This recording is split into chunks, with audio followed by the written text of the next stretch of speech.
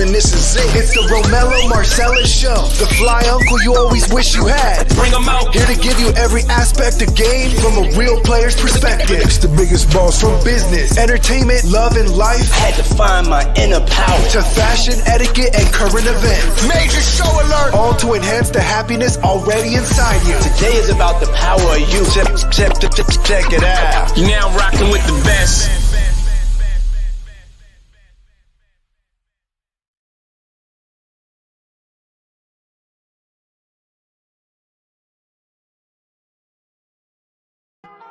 Welcome to the ROMELLO Marcellus show. I'm he and he is me. And yeah, we just getting it in. Getting it started. Cranking it up. Slowly but surely, man, I'm back, damn it. I'm back.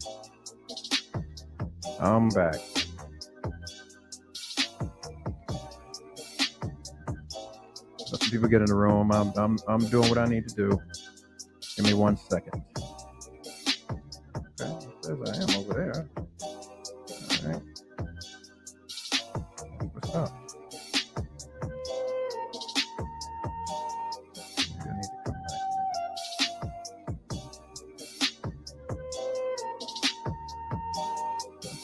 Okay. Here we go. Yeah, welcome everybody, man. It's a beautiful day in the area, man. Beautiful day in the neighborhood. Beautiful day. If you were in the DC area and you got out, got some area, got some A on you.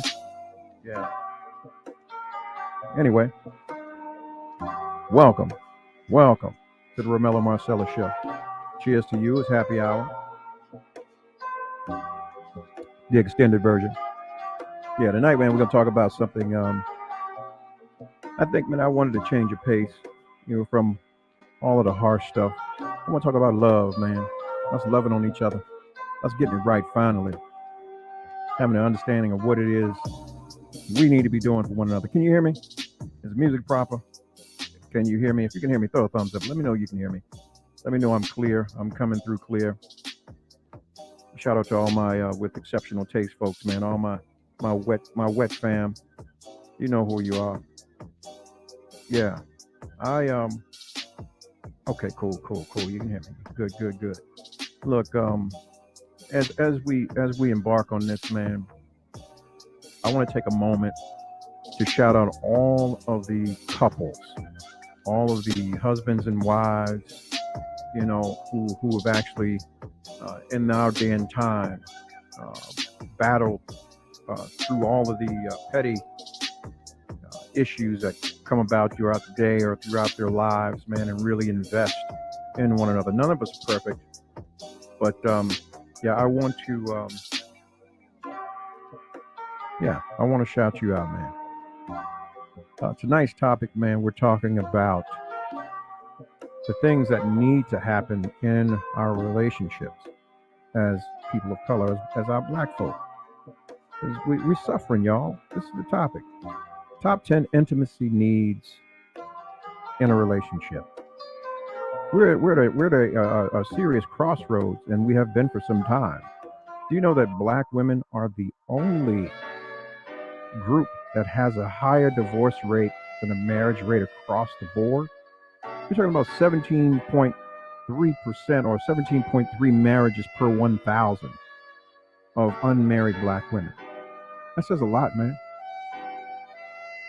But it doesn't say a lot to you. It's just saying that this is what the status that we're in. I'm not here to point a finger and blame and you ain't crap and we ain't crap and it's just some of those things. It has a lot to do with the rearing of it all, the birthing of it all. As we look at our welcoming into the world, a lot of times, man, we're brought in already disadvantaged. As of 2018, man, the percentage of all black babies born into single parent households is 72%. That's in 2018. That says a lot about where our priorities lie when we establish relationships. It's like when we do this, we get caught up in the rapture. I'm gonna leave it at that. When I say the rapture, is basically to say that we get caught up in the idea of someone and not the actual responsibility of that individual or those individuals. All right. And tonight I'm going to talk about what I consider the 10 or the top 10 things that you have to or you should have to sustain a relationship, i.e., end game should be marriage. Yeah. First one is attention. You know, a lot of people say, well, you got my attention. But in all actuality, do they really? Or do you really garner their attention? Or do the level of attention is a whole other thing, okay? My definition of attention is it means that thinking about the other person and focusing on them or him or her by listening with your eyes, ears, and in addition to showing interest, concerns, and support. It's a bit like taking the person into your world or going into another person's world and finding out what they really need to sustain, and doing it in a way that what most of us have been taught to do, or over at this point in time, we've been taught to break up. Something to go the way we want it. All right, fuck you, I'm out. But being able to, when you show these attentions, choose a side, make the determination that you're going to be there if the actions or the actionable items of the individual's needs are obtainable. No one's going to be perfect, man. A lot of us been through wars, man, and have not had an opportunity to get back or get themselves correct, but they're willing, you know? It's like if you have requests for attention, the individuals you're with should be readily available to share in the responsibility of giving those affections or those attentions that are needed. You know, it's the only way to really improve the overall relationship. You know, listen. This way of speaking, right, when you talk about the attentions of one another, it can be a form of encouragement because it shows that you believe in the individual before you, that they really, you know, are worth your time or your attention. Okay?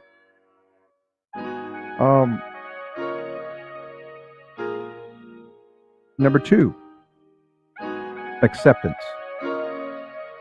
Acceptance is a hard thing when we get involved and we actually get better acquainted with things like our past abuses, past mistakes, the things we've done. This is where we get to where the persons that we've been dealing with are hokey, with the actually being, how do I say, being in love with not just the idea of you, but the responsibility of you, of any said individual that they're with. Acceptance, man, it's this. You know, acceptance is usually considered an unconditional commitment. That means I know that you are not perfect. I'm not perfect. I accept you for who you are. I've met you where you are, and we're going to do the best that we can do to grow from it. Your pain is my pain. We have the same pains, and we move forward as best we can as imperfect people. Okay? And every one of us know, it's obvious when we meet one another that we've all made mistakes. You know, whether we threw our dicks in the dirt, you know, as guys, and vice versa. You know, whatever we've done, whether we've been criminals in the past life, whatever it has been, it's just that. The question is, are you in love with the idea of me, or are you really in love with the responsibility of me? Okay? You look at it, man. God accepted you. You know, who are you to not accept someone even in the midst of their bullshit? You know, the question is, do they accept you? And if you have that mutual understanding or level of acceptance, the sky's the limit, man, where you can go. Yeah. Paul said, accept one another just as Christ accepted you. You know?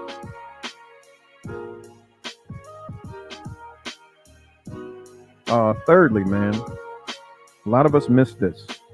A lot of us take these things out of context when it comes to the need for it all. Appreciation. Each of us need appreciation and some sort of praise. Appreciation is gratefulness that's verbalized. In most relationships, however, the norm is that the woman will take her guy for granted, because here we go with the how do I say this? The unreasonable expectations of things that should happen based on a decision that she'd already made well before they got involved. Okay? So usually those expectations, they don't warrant appreciation or praise for all the things that were done to get with you. There's an expectation for them to be maintained and to be some sort of continuum. But you can't expect an individual to continue to do those things and go beyond and above if there is no appreciation or praise for those things. So you have to be willing to do those things, ladies. As a guy, I'm trying to tell you, my brothers, we tired.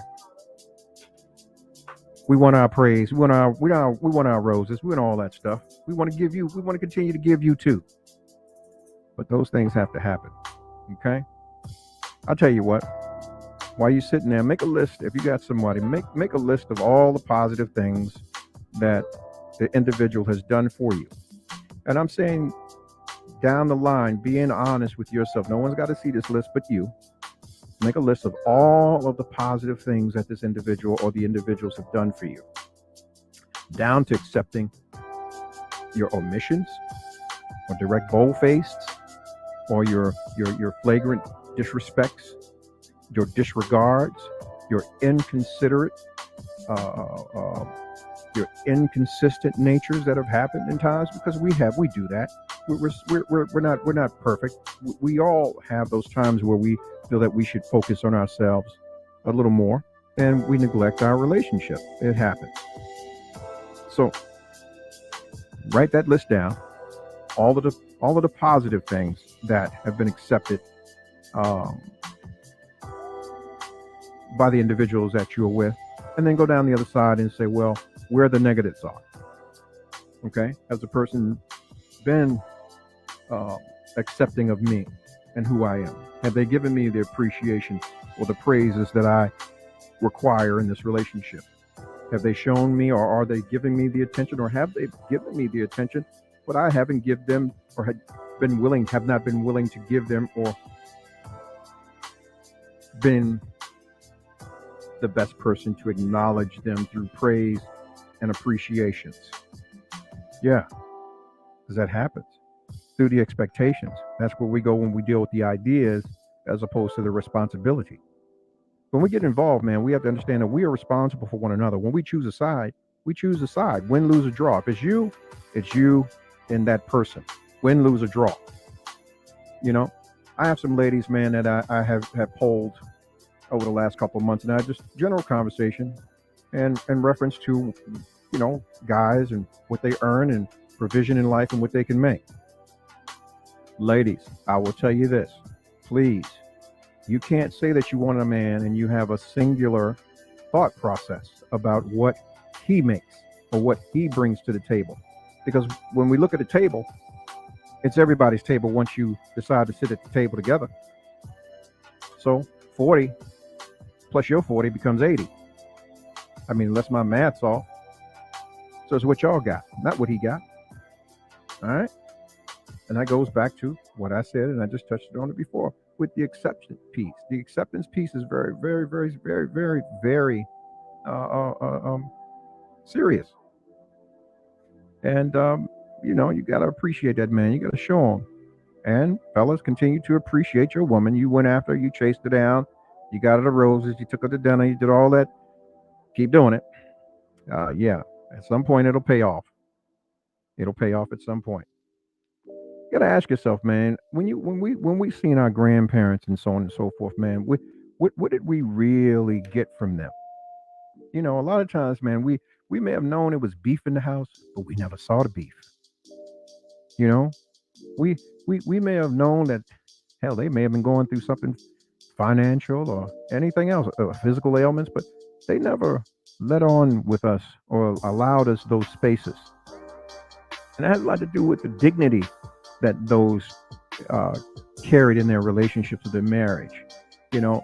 And we look at each other now where shit, it's my way or the highway. And if not, I'm going to tell you how I'm feeling right now. I don't have no chill. I don't have no pause, no nothing about it. And I'm going to talk to you any old way that I feel like I want to talk to you. You can't do that. Well, you can, but I don't expect you to be in something fruitful. You know, you'll be another statistic in some way, shape, or form. Now, I've covered three. If there's anyone man on here now that feels that I'm off base, please let me know. The lines are open. Hey, you can leave it in the chat. Super chat's open. All of that, man. And while I got you here, man, if you like the show, please spread it. Let's broaden the topic, man. Let's broaden the conversation, man. Follow me right here on YouTube. Please subscribe, click like, smash the bell. You'll get your notifications. Man, you can listen to me on Spotify, Apple as well. Yeah. Tell a friend, man. Let's broaden the topic. If you're just joining the show, man, tonight we're talking about the top 10 intimacy needs in a relationship. What are the top 10 needs of intimacy in the relationship? The intimate needs that are in a relationship. We've covered three. We've gotten attention, acceptance, appreciation. Number 4 is very, very important because we all need it. Number 4 is encouragement. We've already spent a great deal really on this subject already, but it's helpful for you to see that it makes any list of basic human relationship needs greater. Um, you know, to show someone you appreciate them is encouragement. It encourages them to continue to do that thing that they're doing for you or with you. When you decide that you are not willing to encourage the individuals by offering those forms of accolades, those appreciations, those praises, whether it's a foot rub, whether it's whatever it is, let it be known that you're showing or you're extending those appreciations for the things that these individuals offer you or bring to your table, bring to you. Goes a long way. We have to get out of the way of our pride. A lot of times our pride won't allow us to do it because we feel in some way, shape, or form when we prepare those lists are very important. Not that you keep in score, but when you look at the list, you have to look at, okay, how many sacrifices or how much of a sacrifice these individuals have made for me, to deal with me. And most won't grasp it. Okay. Yeah, man, it's all hand in hand. I mean, these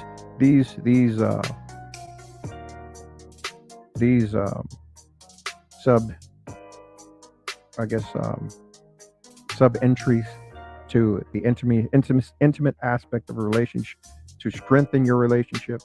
These things are very important. If you're not willing to do those things, then you short. Yeah. The next one is support, man. Support. We all need support. Okay. When I say that, it's like this. You got to be willing to sometimes bear another person's burdens. Okay, you got to be willing to bear another person's burdens that far exceed yours. This is a part of the growing, or being together, or dealing with one another.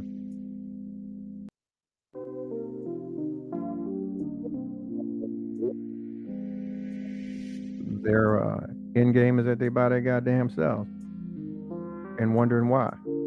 And these are those bitter folks who have those unrealistic expectations of other folks that are, expected to come in and do those things. These are the ones who are willing to consistently do things to medicate themselves. Okay? You know who you are. I'm gonna be a pastor tonight. We like you in the church. You go to church. You ain't been in church, and you go on Easter, and you're sitting in there, and the pastor say something, and you swear he talking directly to you. Like, how the hell he know? How he know that shit? Yeah, this is that kind of night. Yeah, it's that kind of night.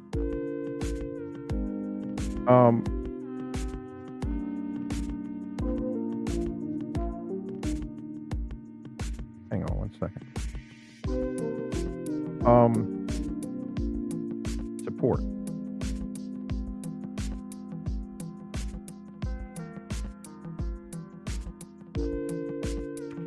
Support doesn't mean that you do what you think is best, but discovering exactly what your mate needs. How they would like to be supported. And that's communication, which is a big thing too. It means just, hey, look, man, walking up, giving a hug, just because.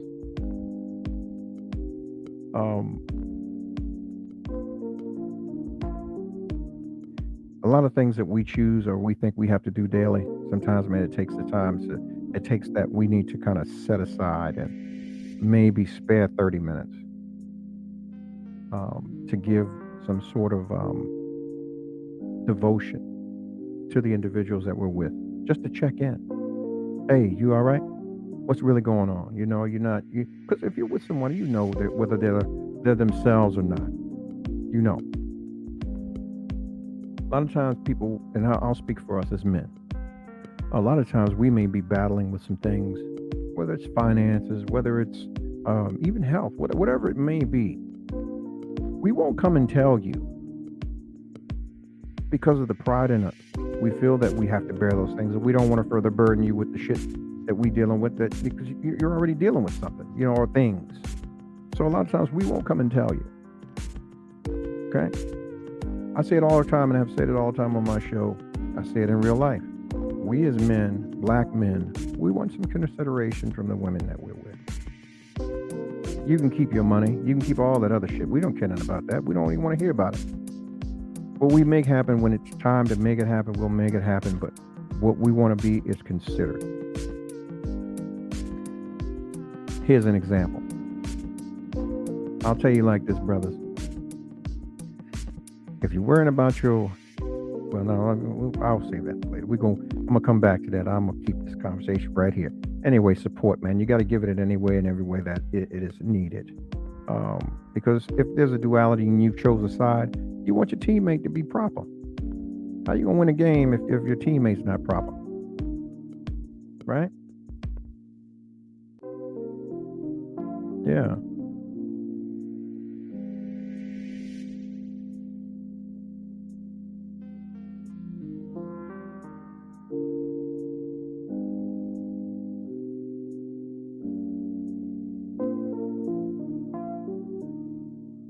Tell you, it's a tough thing nowadays to maintain a monogamous, intimate relationship with people, because there are so many different ops. I wouldn't say options, but operatives, opportunities, operations. Operation change a motherfucker's home key to a hotel key. A whole bunch of things going on. And I'm gonna tell you something, ladies. That shit ain't about your dude when it happens. It's about you. They want to know what you got. What do you have that they don't have that you got this guy? Fellas that claim their relationships are more attractive than fellas that don't. I'm telling you, give me some game. Yeah. But that's another story. Now, number 6, we're moving right along. Affections. Affection is a basic ingredient in relationships, marriages. It can mean anything from sexual interchange to a non-sexual touch. Touch is communication anyway. Now, I started this show by myself, but I'm not going to finish it because I need a woman's perspective. So I have a special guest that I'm bringing into the room right now. I got Miss O. Hi. Welcome. Introduce yourself. How are you? Oh man, I'm blessed. I can't complain.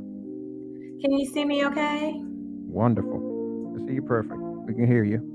Good. Yep. So tonight's, the topic is top 10 intimacy needs in a relationship. I've covered attention, acceptance, appreciation, encouragement, and support, but we can revisit those if you have anything you want to interject. I mean, I would like to because I unfortunately wasn't able to hear those. I was preoccupied with other situations. So yes, I would like to if possible. Okay. All right. Well, we start back. I mean, basically, I covered attention. Attention means thinking about the other person, focusing on them, building your communications, listening, in addition to actually expressing and showing interest in all actionable ways, through concern and support. I also touched acceptance. Basically, acceptance is that mode where you offer that unconditional commitment because you've chose a side, you've chose a team. It's you and that individual, and you're willing to accept them for who they are, where they've been. They're not perfect. We obviously, like I said, we obviously know that. We've all been through some things, and Right. Then there's the acceptance and appreciation. A lot of our sisters, not like I said before, I'm not bashing, have these unrealistic expectations of what is being seen now through social media and these platforms where you got the guys that's taking them to the Maldives and doing all this other crazy stuff. And not to say it's crazy, but doing these things without people understanding what really goes into that, because we're not in their back office, so we don't know how they really got there. It's not our business, but it looks good. But at the end of the day, the appreciation and praise, that is an intricate part, especially for a man. If someone's doing these things and they're there and making sacrifices for you, there are those times where, through consideration, they should be there. Okay? And it's just that. So for me, I look at things,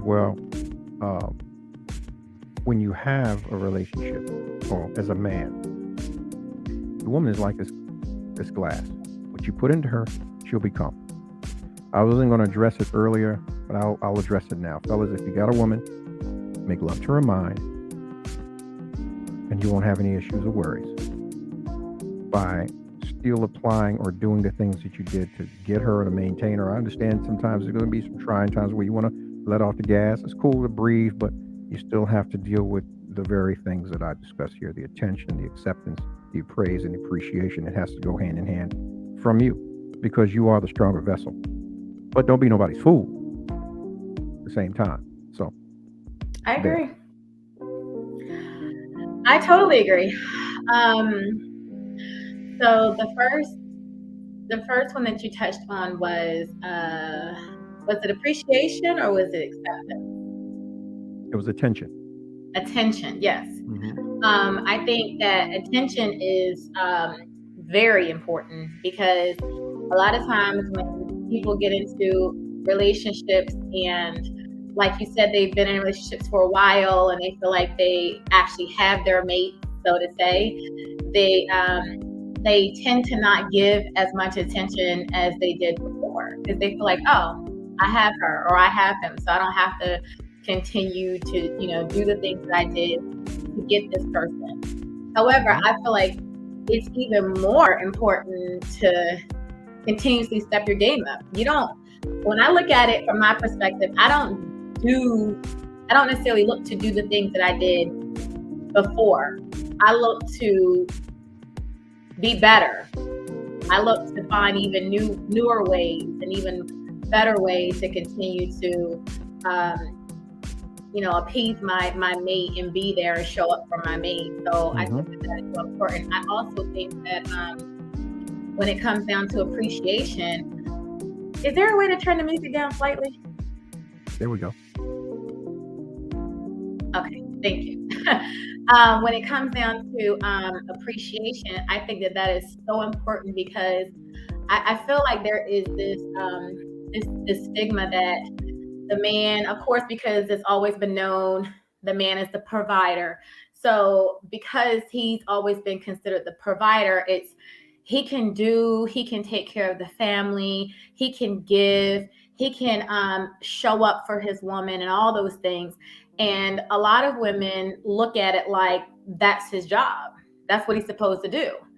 And so I think that a lot of times, because they look at it from that perspective, the appreciation part of it is missing. Even if it's simple, something simple, just letting your man know that you appreciate all that he does. Letting him know that that simple thing that he did for you meant a lot. I think that's very important. But I also think that it's important for men to also give that appreciation to their woman, because as women, we also juggle a lot of things too. Being a mom, being a wife, still working, still, having to deal with parents and friends and all that type of stuff, but still trying to be present in the household. There's a lot of different hats that we wear as women. And I think that it's extremely important for the men to sometimes be like, listen, babe, I see you grinding for us. I see you making sure the kids are good. I see you making sure I have something to eat. I see you, praising me. I see you keeping your body together. I see your efforts.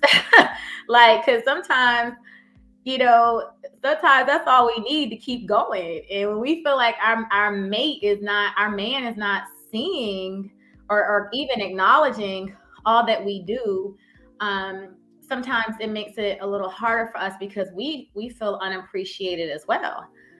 So I definitely think that it's important on both ends to appreciate your mate. At the end of the day, this is the person you are, whether married to, you're engaged to, you're in a relationship, you chose that person. So this should be your biggest fan, your biggest supporter. This should be your best friend, somebody that, everything they do, you're like, yes, baby, yes, I am so excited for you. I'm so proud of you. Yes. You shouldn't be wanting giving that energy to some random person or some celebrity or whomever else that you give all your energy to. You should want to give that energy to your lover, to your partner, to your mate, Exactly. Yeah. I totally agree. And then so you said, what was the other one that you mentioned? There's attention, acceptance, appreciation. Yeah. Encouragement. Acceptance. Acceptance is a big one. And that one is not easy. It seems like it's so easy for people to say, oh, you need to accept someone, and it needs to be unconditionally and accept all of them, flaws and all. And that sounds great. And actually, that's how it's supposed to be. But if I can encourage people to understand that it takes work, it takes being truly committed to the process and this person for you to get to that point where you are accepting them unconditionally. Say it again. It does, I swear. And I'm only speaking from experience. I mean, you're not going to meet a person and be like, oh my God, I love this person. This is my person. This is my mate. This is my husband. And I love him, flaws and all. I don't care whatever he does. I just love him. It don't matter. I love that. Even if I hate it, I love it. That's false. That's fake. That's not real. Because you're going to hate majority of the shit that person. Can I curse on here? Is it okay? Sure. You say what you want to say on here.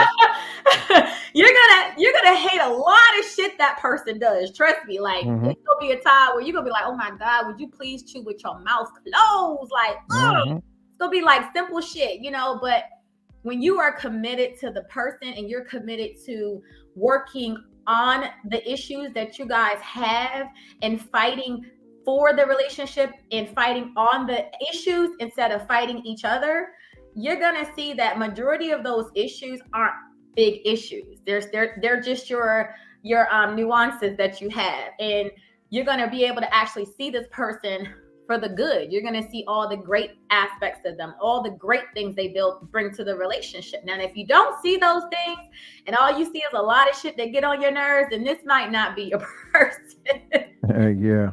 You know, but I think the whole cancel culture thing, like, oh, I was dating her for X amount of months and she just, oh my God, like she just got on my nerves. Or I was in a relationship with him and I just couldn't stand the way he chewed his food. Like, I don't want to be with him. I'm gonna find a better person that know how to chew food right. Like, that's no. Yeah. Because they're gonna do a lot of shit that's gonna irritate your soul. And I will tell you this, and then we can go on. The person, majority of the time, the person that is for you is the complete opposite of you. Meaning that if you are a clean freak, a lot of times your person will be somebody who is untidy. If you are detailed, a lot of time your person will be scatterbrained all over the damn place. What does that mean? Keeps you on your toes? He keeps you on your toes and you balance each other out. So what your weaknesses are his strong points and vice versa.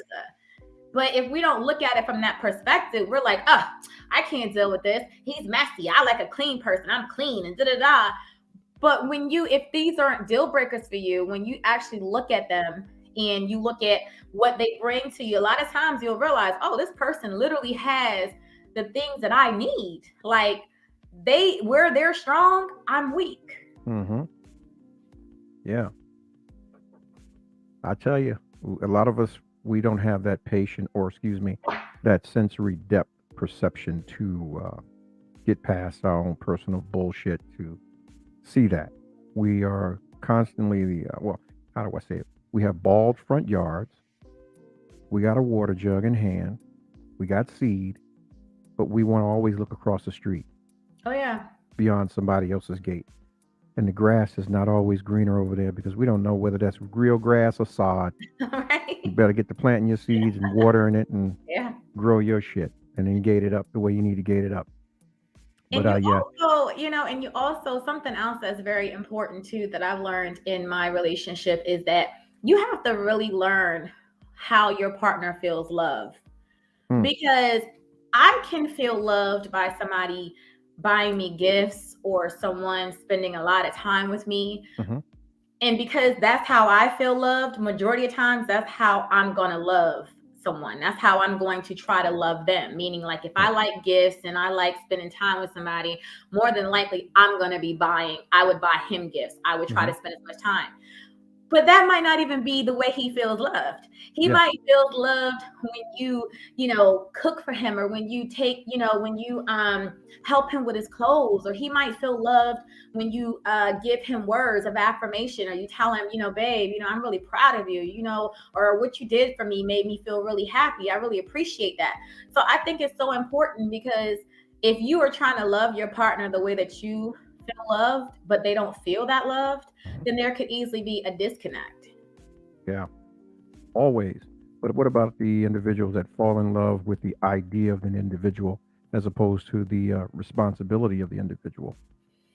When we meet, that there's that novelty thing where, okay, let's just say we also have the cancel culture, but we also have those representatives that talk an individual up before you get to that individual.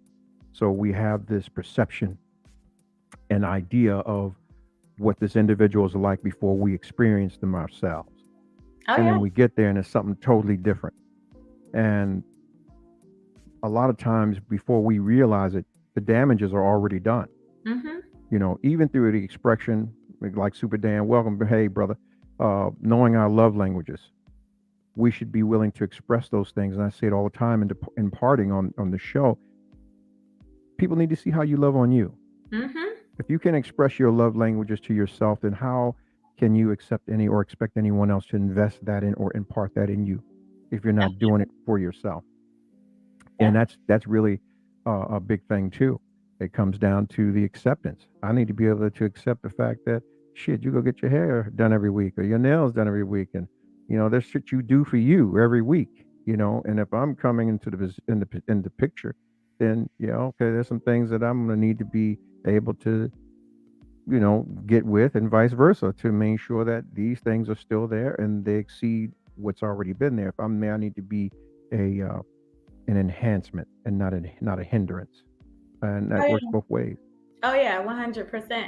And even in my relationship, and it took me a lot of healing. It took me going through a lot of pain and a lot of not so good relationships, and really just being accountable of my own shit and Mm, sitting in it mm. and Say it saying, again. I Say was that. like, Say that again.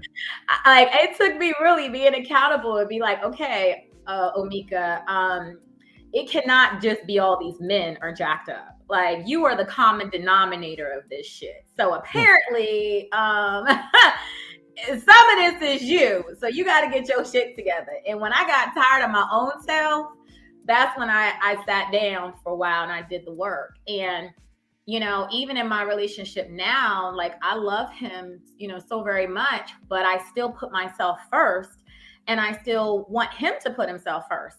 When I say that, I mean that I learned through my healing that I cannot pour from an empty cup. mhm. I am my best, and everyone around me receives my best when I pour into me first. Okay. So what I mean by that is, like, taking care of myself, taking care Mhm. of my health, getting proper rest. If I need a mental break, if I don't want to answer phone calls for a while, if I need a break and I don't even really want to see you tonight, if whatever it is that I need to make sure my cup is filled up, even if it's not filled up to the top, but at least filled up to where I can start to pour out into other people, that's very important to me. And I also want the same for him. Right. I don't want him feeling like, I have to make sure she's good first, and make sure my job's good first, and make sure this person that, and this and this and this. And then he gives himself whatever is left over. Mhm. Because eventually, if that's how he's operating, eventually it's going to pour over into our relationship, because he's going to be so tired. He's not going to have the energy for us. He's going to feel resentment. He's going to be angry. He's not going to be healthy. Mhm. And all of that literally flows over into our relationships. As a single mother, I've always put my daughter first. I've always put majority of everyone before myself. Mhm. And when I did that, I was just angry all the time because I was so tired. I was like, when the hell is Miss O gonna get a break? When is Yeah. someone gonna take care of me? When am I gonna be important?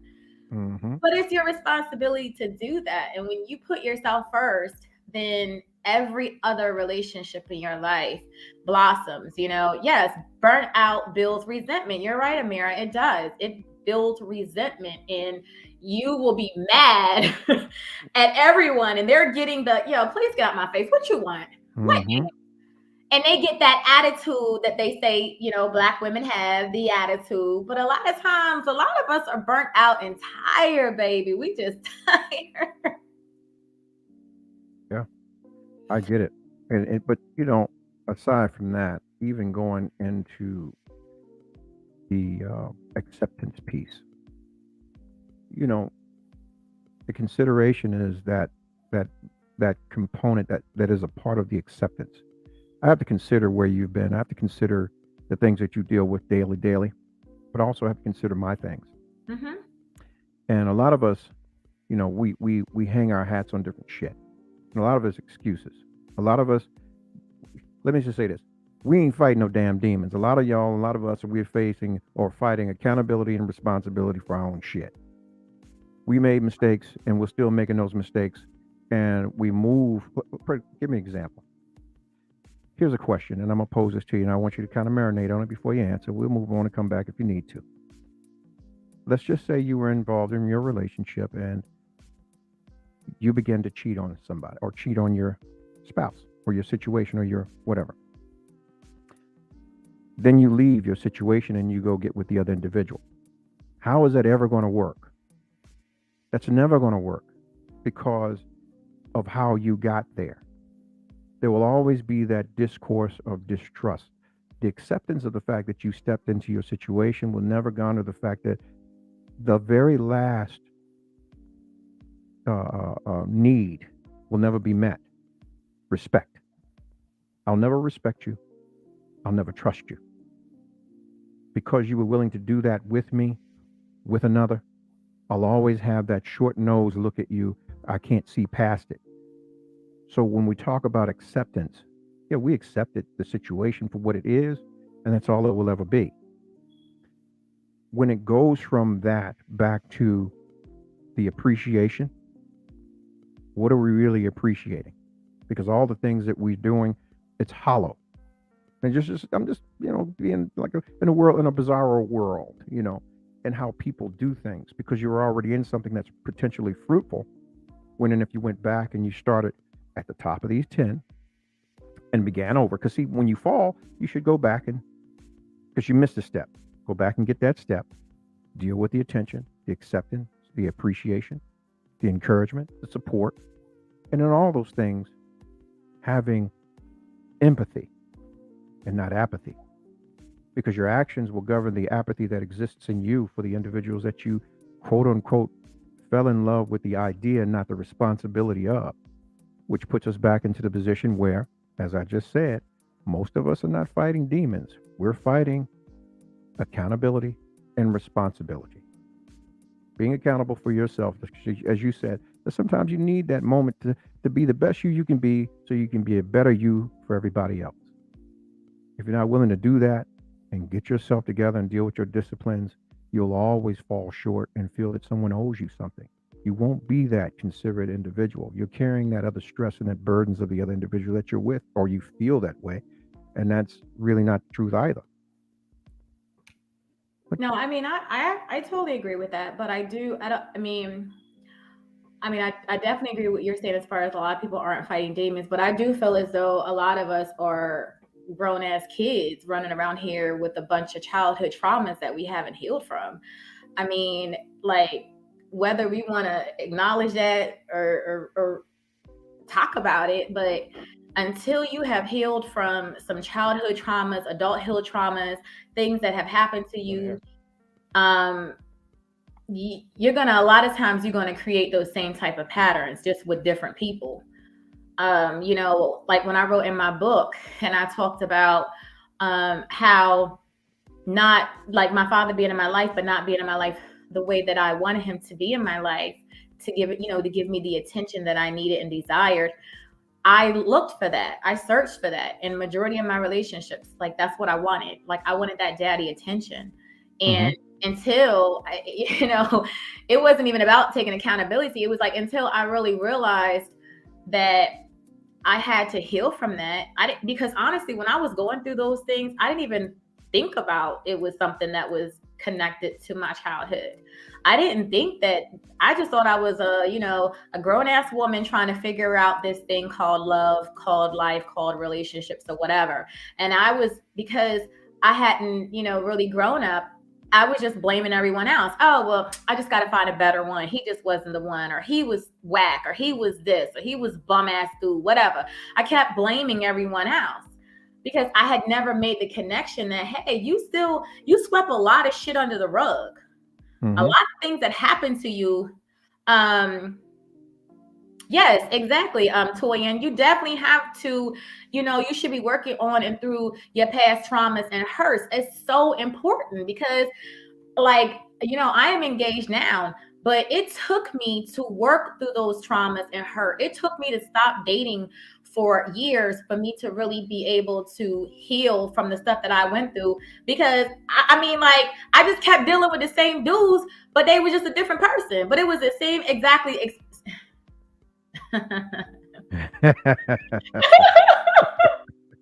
I need you to elaborate. Yeah. I need more elaboration on that comment. Yeah. You saying? Yeah. We need to go a little deeper Is on that that. why they be stuck up in the club? I need more elaboration on that one. But yeah, just a short version, because I ain't gonna go all in back in that. But you also do have to do the work, and you have to have accountability. I totally agree with that. You know what I'm saying? Like, we just gotta grow the fuck up. I mean, like, it's just a lot of this shit doesn't have to be as complicated as it seems. It just, a lot of times people don't recognize what they have. The horse could be right there looking them in the face, and they were willing to go out here and stick their head up an ass. so let me ask you that. Have you ever That went over somebody's. That went over your heads. No, I have a question. I'm asking you. I mean, have you ever experienced that? Have you ever been in any situations where you've been like, damn, you know what? I thought the grass was greener on the other side, and I just, I dropped the ball on that one. Like, We all have at some point in time. Yeah, we all have. We ain't perfect. We fuck up. I'm a fuck up. I ain't perfect. Yeah, we all have. I have. Yeah, goddamn right. We all have. Yep. But what's done is done. You can't go back. I mean, a lot of times, usually when you realize that you've done some damage, it's irreparable. Yeah. So you have to chalk that one up as a lesson learned. And a lot of times in your mind and your heart, you set the benchmark. You know what you lost and what you think you deserve, or what you feel that you should deserve, or as you go along, and then you apply that. No, I agree. Like the information in life, it's practical. It's the discipline of it, the application, that's a whole nother beast. We can talk this shit, but how many of us are actually gonna walk it? Yeah. It's not easy. I mean, like, I speak from nothing but experience. And one thing I can say that has really helped me through my relationship now, and not even just my intimate relationship, but my friendships, is I got a voice. I started learning how to use my voice. Before, it was like, oh, I don't want to hurt nobody's feelings. I don't want to rock the boat. I don't want to, piss nobody off. And now it's like, I've learned that, okay, I don't have to say it in a nasty way, but I have to say it if it's something that's important to me. So my mother always used to tell me, my mother and father have been married for 46 years. They've been married. And my mother used to always tell me to pick your battles. Everything doesn't require an argument, doesn't require, you addressing. And I learned to apply that. However, if there are things that are important to you, we have to learn how to use our voices.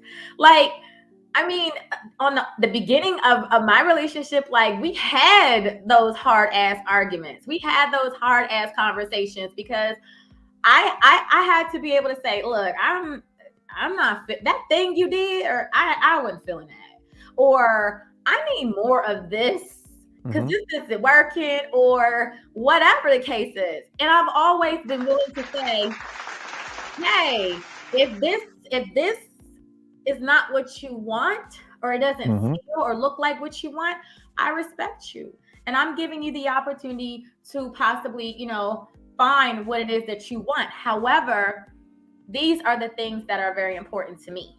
And I'm saying this as women and men, but I'm speaking for women. I mean, we have to learn how to be able to use our voices, but use them in a way that doesn't emasculate a man. Also using them in a way to where the man feels safe to have that conversation with you. Say it again. Yeah, because it's very important to have the conversations where he feels safe having a conversation with you. Because if we come in attack mode, he's instantly going to get defense, or he's going to shut down, or it's not going anywhere. Nothing's getting done with that. I have to make a segue. But can I address that very quickly? Sure. As a black man, I'll say this: we are subdued with our ideas when it comes to talking to black women because of the scrutiny of an idea depicts growth and the opportunity to continue, or excuse me, to be considered to have ops or other ops. And that has nothing to do with us because we want more when we present an idea. Prime example, a show like this garners certain levels of attention and this and the other. And like I said today, I haven't dumped a dime behind this, and I know what I'm getting ready to do with this platform. So, I know that if, with a situation with an average person, this could present problems, okay, to speak on his idea or to expose his idea for, to one he's with. And this is the going. And this is why you have a lot of brothers in their situations or relationships that won't be open with their ideas or the moves that they want to make because they don't want to deal with the fact that you're always up to something. There's something else to that. And why you're doing that. And because this is that and the other. And there's going to be some other bitches out there for you and so on and so forth. When in all actuality, in my mind, I'm saying, sister, you need to take that time that she said you need to take for yourself to get you together so that you can be the best you can be for who you need to be with. Because it shouldn't be a situation where if you've chosen a side, you should never, ever have any secrets in regards to the things or the aspirations or goals you want to achieve in life. Definitely. You should be able to put those things on the table and deal with every facet of audible that could be called in the midst of it, and it not be something that's distrusting, especially when you're trying to build something. You're building something. I don't want to take try out of it. I'm so sick of niggas using try. God damn it, you're doing something. Right. So yeah. I didn't want to change the topic. I want to stay on topic and so on. No. I totally agree. And I think that if you present that to your mate, an idea, and they're not, excited for your ass and want to know how can they support you and is there anything that I can help to get you going or be there to support you, then that you clap and be happy because you just found out that this is not the person for you. Yes. Be happy because you need to move on because at the end of the day, it's all about trust.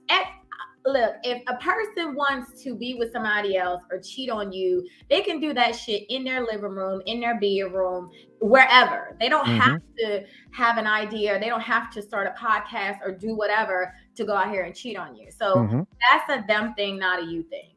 That has nothing to do with you. It's the insecurities and stuff that they have going on. And like you said, again, they have to heal from that. And I'm saying that because that was me. I had to heal from that. Because I had been cheated on before in my past. That was part of one of my adult traumas. I hadn't healed from that shit. So every person I dealt with, they could say, okay, yeah, I'm getting ready to start a podcast. I was one of those ones that's like, oh, okay, well, you gonna have bitches on your shows? You know what I'm saying? Like, so all you're saying, everything you're saying, I get it. Oh my God. Listen, one thing about me is I will never deny who I was and what I came through and where I'm at now. Because people have to understand that none of us are perfect. All of us have to do the work. We all got some shit with us. All of us do. And if you are not, and even though I've done the work, I'm still doing the work because I still have certain triggers by different things. But what I'm saying is that I had to do the work and I had to get past those insecurities that I had. My insecurities was based off of the fact that I had been cheated on before. Once I got past that and realized that, that had nothing to do with me. You know what I'm saying? And once I healed from that, now I can be in a situation where, not only do I trust my mate, but I trust myself. I trust myself. And that's the most important thing because at the end of the day, all of us are just humans, meaning that we all have the ability to fuck up.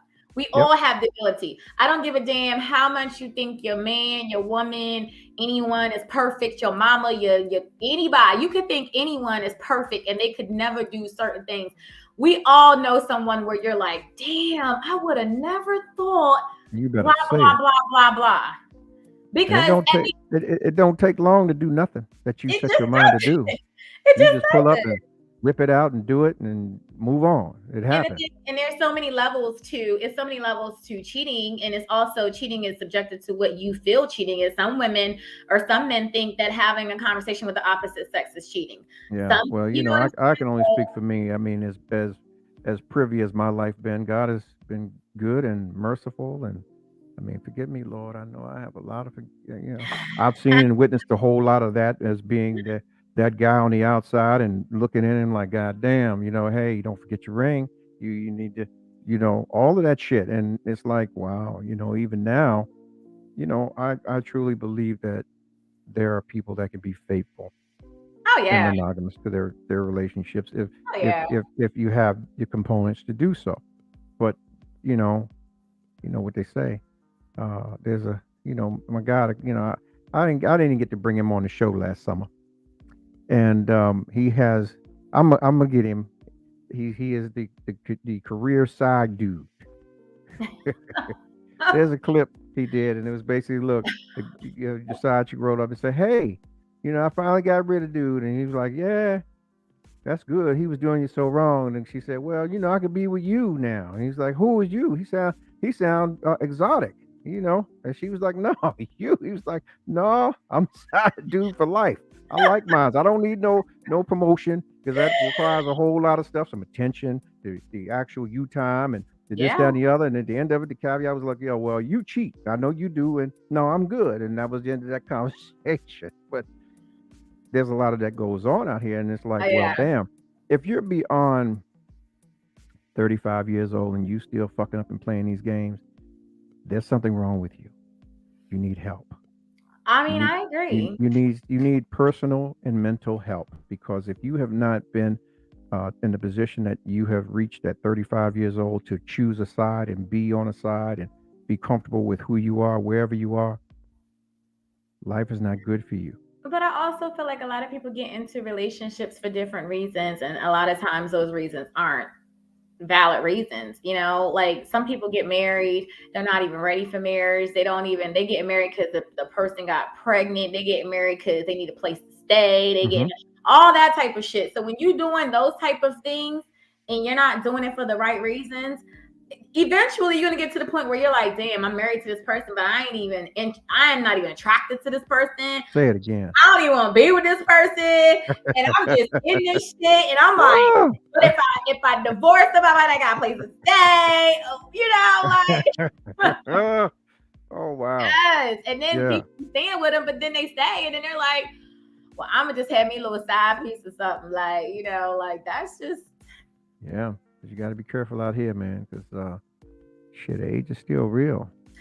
And that's the thing with me. Like I always said, I'm like, cheating to me is an individual thing. It's a character trait because I can honestly say I have never cheated on anyone, and I can say that, and Mm.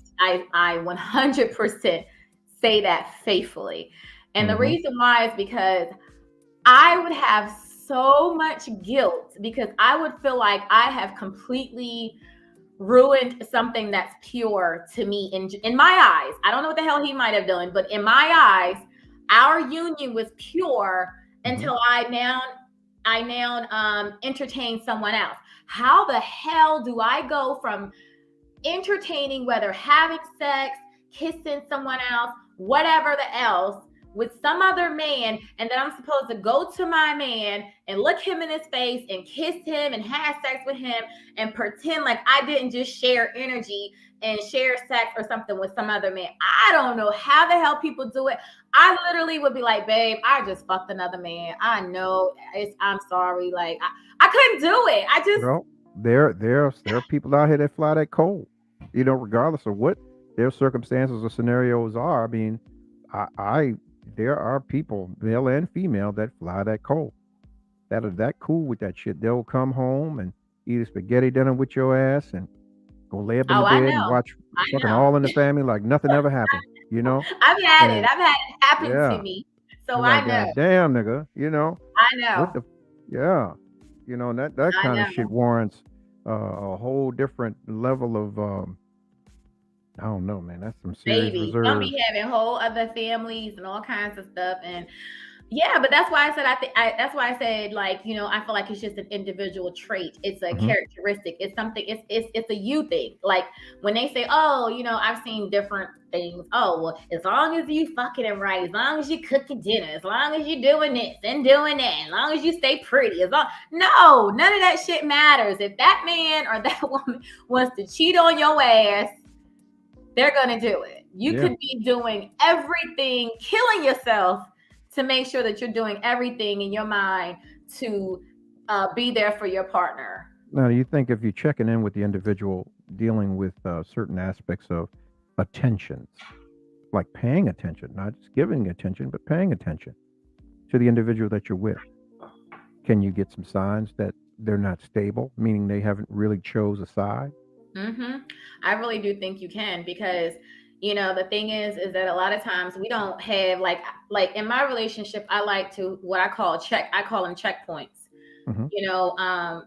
A lot of times, like, I'll just be like, I'll just ask him, are you happy? Is there anything that you need more of? Hmm. Is there things that you're lacking? Hmm. You know what I'm saying? Like, these are checkpoints. You know what I'm saying? Just like you have as an employee, you have annual reviews and performance evaluations. That's because your boss needs to be able to tell you your ass is cutting up, you're gonna get fired. Or, Hmm. yes, you're doing good. Here's a bonus. Keep doing that. Keep making it move. But we don't do that. And we just go with the flow and life and all the shit that's going on and all the businesses, and we're working and we got kids and all this, and we don't even know if our partner is even happy. And then when you're not even paying attention to them on top of that, you're not seeing that they're spending more time on their phone, or they're spending more time out the house, or they're spending more time doing this or doing that. You know what I'm saying? You're not seeing these little clues because you're not paying attention, because your focus is on life. Hmm. And I'm not saying, so Mara says, I believe in asking that. It's necessary. A relationship is like a job sometimes. I always say this working in human resources. Exactly. It really is. I mean, you got to check in. You got to make Yeah. sure y'all good. Because you know what? Beyond life, we grow. I'm not the Hmm. person. I've been with my fiance for 3 years now. I'm not the person that I was when I met him and then when we started talking 3 years ago. I've grown. I've gotten even better. Like, I feel like I've grown even more into the woman that I'm supposed to be and my purpose in life. He's grown. Hmm. He's grown more. So that's important. And if you are growing in different directions and you're not having those checkpoint conversations, you'll be Hmm. looking at them like, wait a minute, you're not the person I fell in love with, or what's going on? What you doing? Like, you never used to like to work out. Why you care now about what you look like? Okay, well, you're right. I didn't care, but now I want to put my health. I want to make sure I look good, Hmm. So I mean, that to me, that's extremely important. We have to make conversations, communication, and comprehensiveness, because you can talk all day long, but if you don't comprehend what the hell is being said, it's just like wah, wah, wah, wah, wah. You got to comprehend and you got to listen. Well, Actively listen. I'll attest tonight. I'm not, and it takes work. As I stated before, for many years have not been good with communicating with, I mean, people as a whole, and this is attributed to my past business ventures, but that in itself, but even in my relations, I've always been one to, hey, look, I'm going to be very need to know, so that I know where everything is and that kind of thing with my communications. But there is those times where you have to check in with each other and say, hey, look, motherfucker, you absent right now. What's really going on? Are you good? What are we doing? And you have to ask those questions, because when it does come out, if it does come out, then I have every right to fucketh thee right on up, and But you vice versa. have to, that's something you have to work on. I mean, you're saying that and you're like, okay, yes, they need to say, every once in a while, like, what the hell going on? You silent, blah, blah, blah. No, Mhm. you have to work on that. You have to diligently work on that. That is a project for you because you cannot be in a relationship and not have communication. Like, that's not like, especially the type of women that I'm for sure that you are attracted to, that you're dealing with, like, you can't, it's so important to check in how you having intimacy and how you having attention and all that kind of stuff if you're not having communication. Like, Right. it's a whole, they're all combined. Like, Mhm. and women, we're so mental and so emotional that we're very highly stimulated off of our conversations. We're highly stimulated off of having those deep conversations, whether they end up with us dying laughing, or you just asking and we sitting there pillow talking about how we grew up or some shit. That's a bonding experience for us. But Mhm. when you just want to just be like, okay, you know what, I'm gonna take you on my yacht and we good, and I'm buying you this and I'm buying you that, and that's all I'm getting from you, and then I might get a text here and a call there every once in a while, and that just don't work for a grown ass woman. I mean, it just doesn't. And Okay. that's not, you're not holding up your end of the Yeah. bargain on that situation, darling. So is that one of those situations where the 40-year-olds, they just get damp, and you got to get some down there to get it started? I am stupid. I am stupid. Oh my gosh. I am stupid. I am stupid. Oh my God. Yeah. Exactly, Toya. You are definitely not attentive if you're not communicating. No. Yeah. I was always told that as a young guy, if you can't stimulate a woman's mind, her body ain't gonna follow you, homeboy. No, You no, ain't gonna no, get no, nothing out of her. no.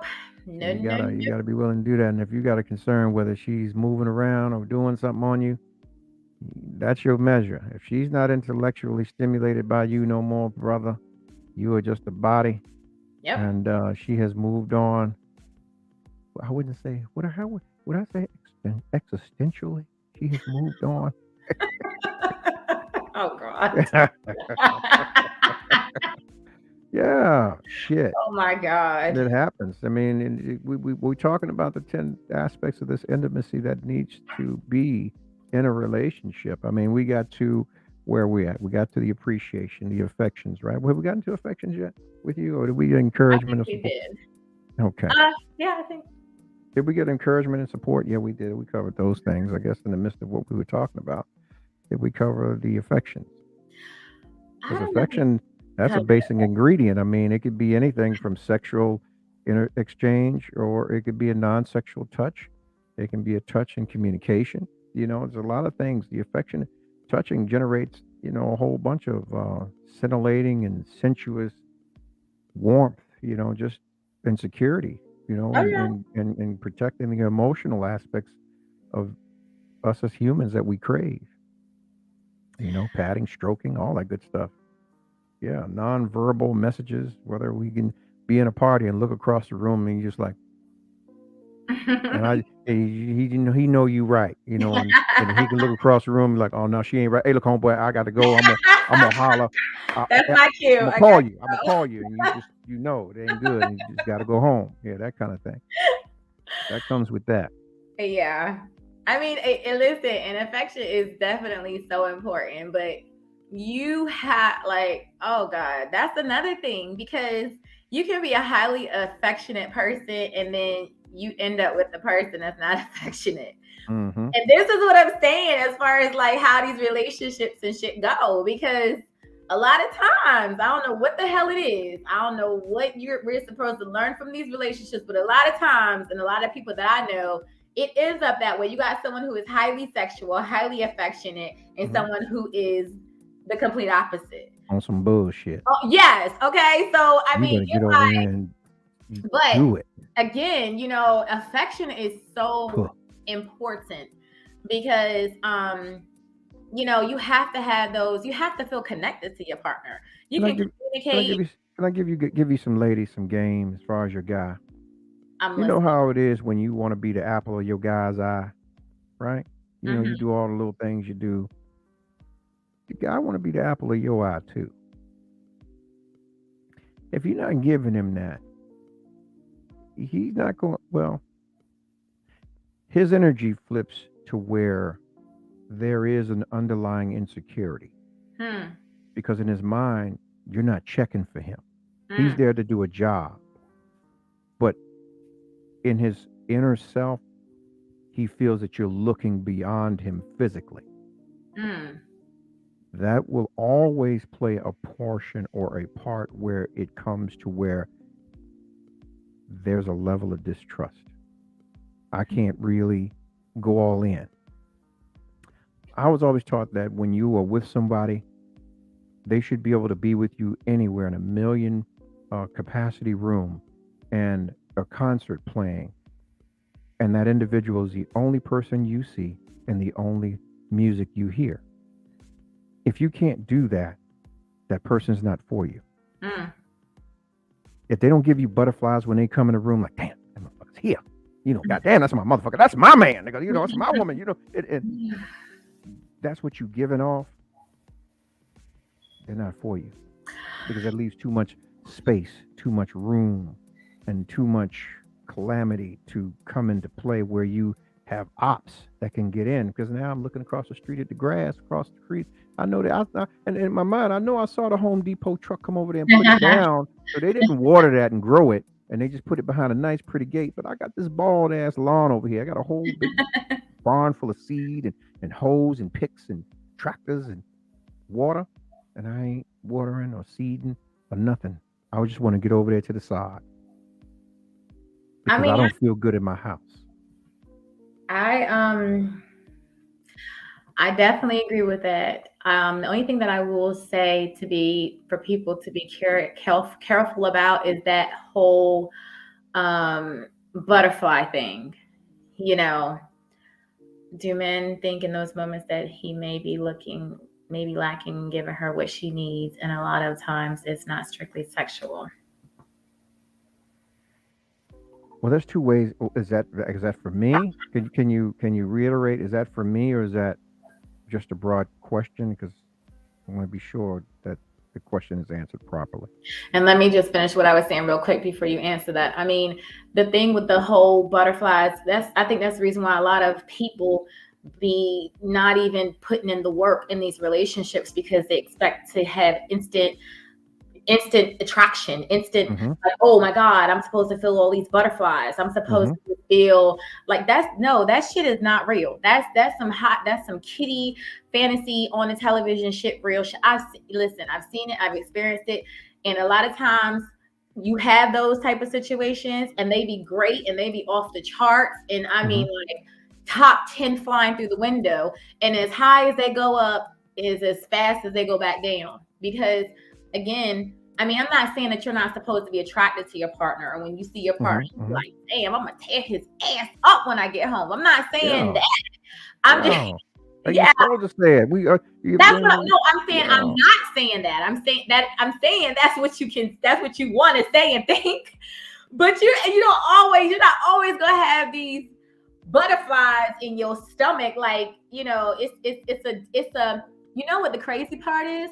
Mm-hmm. It's actually the opposite. It's a calmness. It's a relaxed feeling. It's a I know feeling. It's a I don't have any questions feeling. That's the difference. It's a feeling in you where you just calm as shit. You just undivided attention, affection. It's all connected. Okay. I guess this is go back to the question. Yeah.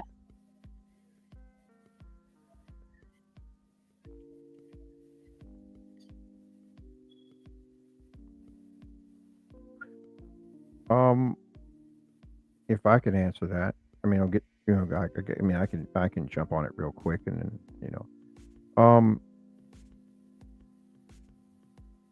for men, the law of nature is for man to provide. He's a hunter by nature. You as women are maternal by nature. We are impulsive. So when we see things, it's all about the moment, that moment, what they can provide in that moment. Can I provide a rabbit? Can I provide shelter? Can I put a fire out in front of the shelter? Can I make sure that we get to the water source so we can have water to drink and an alligator or a lion doesn't get us in the middle of the night? When those things aren't happening, then the other aspects of life, the mental drain sets in, the depressions, the lack of energies, those kind of things. You lose yourself. But to deal with that, the affections and the attention suffer when a man is not fulfilling those natural orders of things in everyday life for himself and for his family. So his mind will put him in a position where he checks out of the home. So those things will suffer. Doesn't mean that he's cheating on you or he's stepping out or nothing like that.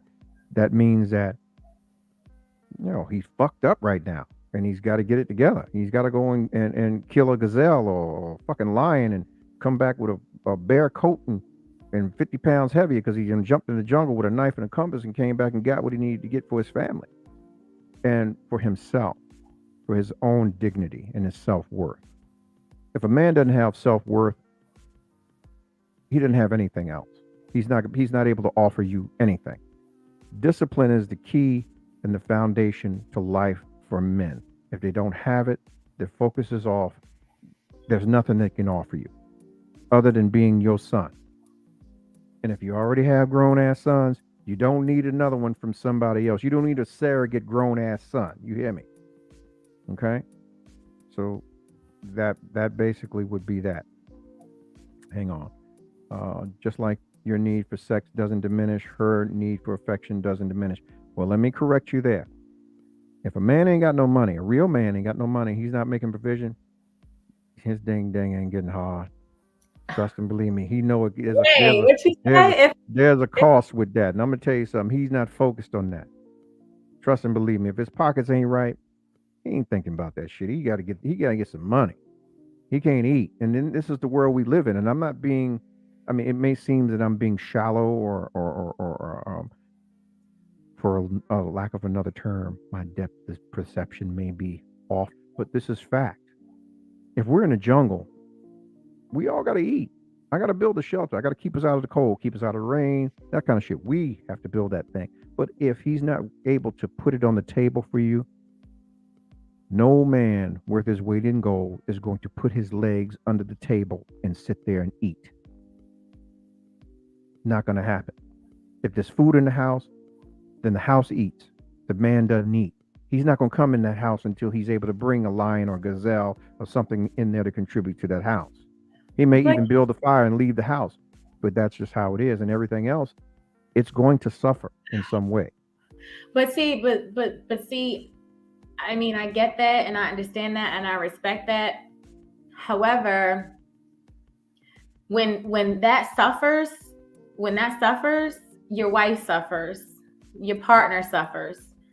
So what happens is you're denying her of her human nature to want your attention, your sex, your touch, your affection, and you can't give that because you are going through something, whether, from based off of what you're saying, you're going through things. So you can't give her, you're not giving her those things. She can't go out there and get her natural needs pleased by somebody else. And she's not able to get it from you because you can't even focus on that because you're focused on something else. Your job or your money's not right now. Are we talking about the sex or the no? I'm everything talking about. else? You just said if your money's not right, your dick ain't hard. I'm just saying. Right. If your dick ain't hard, that means it ain't hard for me. No. Here's a conversation. I don't mean to cut you off. Oh no. We can go back to there was a conversation that I actually used on the show between Baldwin and I can't think of her name right now. In this day and age that we live in, motherfucker don't have to fake it because he's not gonna go down here and smile for the man on the job to keep a job. If you catch my drift. Yeah. And no, it's not a double standard. Person. Let me. Okay, well, whoever It's, yeah, it's not a yes, double standard. I'm yes, just basically Queen. That's where I saying, was going yeah. before he cut me off. Okay, Queen. and That's where I here was we go. Charles Darwin and Nikki Giovanni. Correct. Thank you. Help me. I'm not perfect, but I'm just saying, as a man who's prideful. Okay, I know who I am. I know whose I am. I know where I come from, and I look at my grandfather and my great grandfathers, and although my grandmothers, they were strong women, they had their arrangement. They didn't pay no bills in their houses. Their position was to save, because there are things that did happen where the bottom fell out of his situation and they were able to kick in with what they had, you know. But I just know for me, any motherfucker that's worth his weight in gold, he's not going to allow you to come and just, he'll allow you to do some things for him. And it'll be like pulling teeth for him to allow you to do it. Because if he locks in with you, he knows that you're worth it, damn it, worth everything. Even down to throwing bricks at the penitentiary to make it happen. You understand what I'm saying? I do. It bothers him to say, well, damn. You know, I see every now, once again, okay, I'm short, or whatever. That happens. Or lost my wallet or some bullshit. Something happened. But not no, all right, 6 months is 2 years. It's a drought. But I'm able to come in the house and lay up with you and fuck on you and eat your food and drink your food and run your bills up, and I'm laying up in the bed giving you some affection and fucking on you, and it's just cool. We go out, you take us out, that kind of shit. Come on now. No. No, I mean, I'm not even agreeing to that at all. Thank you. But what I'm saying is, you said, okay, so I'm gonna break it down this way so maybe you can understand where maybe me and Toyin is looking at or whatever. So basically, like, say for prime example, if a woman is on, if a woman is not feeling good, or she tired, or she just not in the mood, we've been taught as women, we've been literally beat down as women to set where it's like, regardless, you don't deny your man a sex. You don't tell him, if he wants sex and that's your husband and he wants sex, I mean, you give him sex. Like, you don't deny your husband a sex just because you don't feel like it or you tired or whatever the case is. So I'm saying that from the perspective of, if a woman says, okay, look, you're saying from the perspective of, okay, I'm not saying that if you aren't making the type of money that you want to make, that you're not going to be there mentally or able to really be there and be present in those situations, because you're going to be focused on being a provider for you, your family, whatever. I get that, and I 100% respect it. I get it. However, what I'm saying is, if it's levels to this shit, because if you were already in that situation, number one, you shouldn't have been dating. If you were already in that situation, if you were in a relationship and you whether just lost your job or funds started getting tight and whatever, and now you just got to switch up some shit to get your money back right. Even in that environment, yeah, there might be situations where your mind is on money, but your mind still has to be somewhat, you got to make sure that you know how to balance this shit. As women, we're supposed to balance all this shit. I mean, we're supposed to balance if we didn't, the kids, the house, the job, if we in a bad mood, we on our period, if we don't like people, our hair falling out, we gain weight, we're supposed to balance all this shit and still lay it down in the bedroom with our husband, because God forbid if we don't, then we some fucked up individuals. But if y'all stuff ain't going right with your job and your funds, then it's like, okay, you got to understand as my lady that I'm just not there mentally because I got to focus on my money. So I can't give you sex tonight, and I can't rub your back or your feet, or I can't play around with your booty. Like, no. And then you don't want me going out here and finding another dude to play on my booty. Like, come on. That's the double standard. And this is what we're talking about. It's a balance. Like, and even if you say, babe, I'm sorry, I've been a little off. I know we normally do a good 3 times a week, but my mind has been a little off. You know what? If you know y'all normally go 3 times a week and you haven't seen 3 times a week and it's literally been 3 or 4 days and you ain't touched your lady, you got to get out of your mind for a minute and say, this is still my woman. She still got needs regardless of everything that's going on. I don't want her going out here and getting this from some other dude or feeling like she's being neglected. You want me to respond to that? Because I mean, God damn it. Hey, I'm had my taste. I'm trying to be cool, but listen.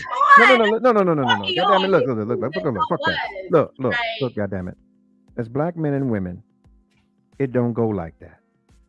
It's cool. I mean, we having this conversation just for the sake of this conversation. We'll talk about balance and yeah, you got needs and so on and so forth. But I'm gonna tell you something. After a while, you can't have no dick and bubble gum without no motherfucking money in no relationship. Romance and no finance is a damn nuisance from a man's perspective, from a black man's perspective. And I said it on the show where it sucks to be a black man the majority of the time. The average black man in this country, he's probably making $20 an hour, and you can get that at McDonald's. And like I said before, I'm not knocking that hustle. Whatever you have to do in regards of hard work to make sure that your ends are met, you do that. But it does not leave a lot of time for play because of the menial hard work that is given to that. But when we look at the flip side of things, the average black woman ain't gonna deal with no motherfucker on fries. Oh, I love you. I got affection for you. But motherfucker, I don't see no life with you. He has the motherfucking bun meal, the little bun warmer. You gotta do something better than that. You gotta go get a motherfucking construction job or some shit like that. At least if the construction job, you in shape, your body gonna get hard. But on fries, you eating fries, you getting mushy, you getting big, you working all these hours. I don't see you but one day a week, and boom. Unless you work for Chick-fil-A, then you off every Sunday. You know what I'm saying? But here's the thing. I don't care who you are as a black man. We're already up against it because we've been deprived our pride and our image for so long, and we're continuously doing or having that done to us by the props that are putting up before us. And people don't get that shit. The average motherfucker don't get that. They're just merely props, man. They're false benchmarks. There's that 3% that's going to touch that couple $1 million, and there are the rest of us, or rest of those. Been to the mountaintop, and the federal government came to see me, but it's all good. And once you got it, you can get it back. It just takes a little time, and it's all good. But I'm just speaking from this perspective.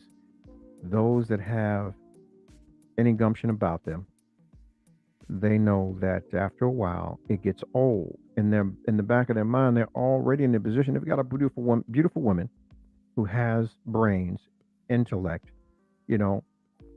She's got a job. She can provide for herself. She's a catch. So in the mind, there's always someone on her line, and it's the truth. I don't care who you are. You're on social media. You're available to the public some way, shape, or form. There's always some goofy motherfucker in your DM saying something to you. How you doing? Good morning. Good afternoon. Like your hair. Like your this. Like your that. Even call her, hey, yeah, I see you got married. Yeah. Dumb shit. Sowing seed for the day that the motherfucker that's in your house decide to check out of your house. And you be like, well, you know what? What's up? Big head. How y'all do? Hey, big head. And then boom. Now big head turns into some pull up in the parking lot. Big head. Move on. Have a drink. Keep it pushing. Then this the motherfucker you cheating with. And yeah, you know what I'm saying? It happens. This is what I'm saying. So you always put that shit in the back of your mind as a black man that damn, I done lost this motherfucker because this has happened. But I got to fight as much as I can because I know that in some point in shape and time, this is the way we've been programmed to believe that shit, we can't come in the house. Listen, Chris Rock in his last special couldn't have put it any better. Only dogs and babies get unconditional love from their homes. The men only receive the love based on the provision that they make to their houses. If they're not making any provision, yeah, all that warm body in the middle of the night, put your feet on, the spooning and, the fucking and all that shit. Why'd I go out the window? Nigga, look, ain't no milk in the refrigerator. And some toilet tissue need to be in the bathroom. You wiping your ass up in here. You washing clothes. You do all kinds of shit. Lights don't it don't burn for free. I don't see no gas in my car. It's Sunday, nigga. You know what's happening. You know that kind of conversation. You know, and are you paying your insurance? You know what? Let me address something. And I don't want to get off. I'm gonna get back on topic. My black people, please, if you don't have but $30 a month, get you a burial plan. Please be able to if you listen, don't go out of here the way you've existed in life. If you can't bury yourself, motherfucker, you were in the way the whole time. If you look up 30 years has passed and you can't bury your fucking self, motherfucker, you need to die. You were in the way. $30 a month. You can get you a cup, stand on the motherfucking corner, make sure you can bury yourself. Please. Agreed. $16,000. That shit ain't no drop in the bucket. And it's a sad thing that we as black people are the only race of folks that go and do this GoFundMe shit. Got to bury Mook Mook. Hit me in the GoFundMe. Put $2 up there. Put some change up there. You know, yeah. Come on. You know, really got to do better. Now back to this. We in life, loving on her. My fucking man ain't got no job. He ain't got no money. His money fucked up. He had money. Got you. He was doing everything. He lost it all. Whatever the case, people came see him, tax, whatever the fuck, lost his job. Hey, he walking. He's sharing the car with you, putting his he got last $40. He gas car. Ain't got no money. 3 weeks gonna go by. Bill's gonna due on the 17th. You want some dick and inspection, or you want me to help pay these bills too? I mean, or do I need to go home to my mama and I mean, not but come and come visit? on now. Don't act like we all, first of all, don't sit here and act like you ain't seen no broke ass dude Oh my gosh. slinging their penis all over the place. Listen, broke dudes need damn coochie too. Don't even doing Yeah, that. but at the same time, I'm gonna tell you, there's a difference in it. Right. I mean, Any motherfucking exactly. man that's got his spine in his back and recognize he's got a good goddamn woman, yeah, he's gonna have a conversation. Look here, this is fucked up right now for me, and gonna be fucked up for you. And I don't know how long the struggle's gonna be, but here it is. So, And in the back I of my mean, mind, I know goddamn well, I've always been taught to give the best that I can to the woman that I'm with because she deserves it, because I chose her. And she was given to me as a gift, so she's the best. So if I can't give it to her, Lord, what you doing? but I mean, you're basing all of this off of money. No. I'm basing it off of the general biblical principles of a man.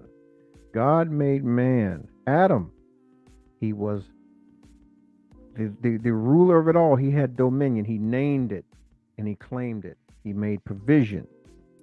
Even through all of the 12 tribes, he was the king.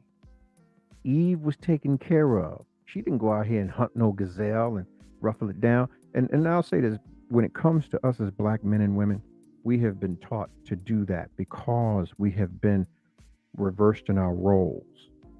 The intent was there for us as black men not to be the head of our houses. This is why it's so hard for us to get traction and actually do this more. And I was speaking earlier in regards to even the 72% of our black babies being born in unwed and single households based on the census in this country. And you have a 17.3 average of marriages of black women per capita to 1,000 black women. That's ridiculous. Yeah. What do you mean? You telling us we don't exist at all? Or is the measure of the black man so minuscule that shit we just not on at all? You know, it comes to a point where we talk about acceptance. Can you accept a motherfucker that's making $20 an hour right now? And that's all he's got right now. Not to say that's all he's going to have, but his $20. Come on, let me do the math. Hang on. We on the line. Indulge me, family. We family. Are we family? Indulge me. Give me. Let me deal in facts. I don't want to just be talking your shit. All right, $20 an hour times, let's say 10. $20. Okay.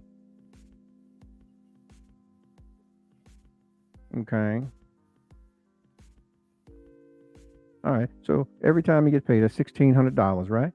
$1,600, and we do 52 weeks. That's some. The money ain't right, but it's some money. But what I'm saying is, yeah, that's 41K. God damn it. That ain't a whole lot. I said about 40. I was saying about 40, between 40 and 43 is the average take home. So you look at that annually, he's taking that home. But you got some guys who's willing to say, fuck it. Let me run my exemptions up, and I'll just deal with it in 6 months. But I need to give that to you because you're making a little more than me. To pay insurance, to be able to bury me if anything happens, or to bury you if anything happens. And I'm going to give you $1,200 towards the mortgage or the rent that you don't have to pay out of your $100,000 a year. Is that enough? But Is that enough for a motherfucker to say I'm a warm body and I can give you this affection and love and dick that you need, all that good stuff, and still feel like a man? Or is it like, no, that ain't enough to be with me? I mean, Honestly, I thought it would be like $143,000 coming into the house. We have $143,000 to work with. I mean, I do think it is enough for a lot of people because this has happened in a lot of relationships. I mean, you have to, if you're going to do statistics on how many, if we're talking about Black women, do statistics on how many Black women have their masters and are selling, or are CEOs and are making well, 6 figures and above. So they can't find a man. Wait a minute. So the probability of there being where the woman makes way more or more than the man is high. It's hella high. So because of that, yes, there's marriages that's like that. There's relationships that's like that. And the thing is that what's about is the fact of it. The issue what happens with that is that it's the same shit you're talking about. If you get with a woman that makes more than you and she's okay with that because you guys have sat down and y'all have discussed finances and how he can contribute and what he's going to do and all of that, he has to really fucking be okay with that. He can't say he's okay with that, but then feel a certain way when she decides she wants to go and buy a Bentley because she can afford that shit, but he might not can. And then he's feeling a certain way, or he's feeling emasculated, or he's in his feelings, or he's feeling, he's hating on certain things that she got going on, or they go to one of her company dinners and shit, and he's being introduced to all of her, co-workers, and they asking him what he do, and now he feeling a certain way. Now he pissed off at her for some random reason. Like, a lot of that type of stuff happens. And at the end of the day, she might be willing to deal with him, and she might be really, truly loving him and understanding like, hey, this is what it is. I'm not tripping off your money. I just want a partner. Because does that go hand in hand with the communication? I mean, you got to. I mean, no, it doesn't, because we can communicate all day long. But if he's acting like he's okay with it from the beginning of when y'all finally get into a union, if he's acting like, I'm good with the fact you make more money than me, or hey, I'm good that you go out and take care and you work every day and I stay home and take care of kids. If he's saying he's okay with that shit and he's communicating that, but he's really not okay with that, then that's a problem, because it's going to play out in so many different ways, and you guys are going to have issues because there's going to be the inferiority complex. He's going to feel like, he's going to be intimidated by certain things that you're able to do that he can't do. He's not going to feel like the provider, all of that. So I think if his ego is an issue, it will be an issue in their relationship. Yeah, it will be. So, so it's not necessarily about a communication thing, because a lot of times when we go into these relationships, we can easily communicate about what we want, what we need in a future for our relationship, and it sounds great, sounds wonderful. A lot of times you don't realize, and things don't pop up until when you are deep in that shit, when you have gotten into the relationship, when certain things that this person does starts triggering your shit that you thought you healed from.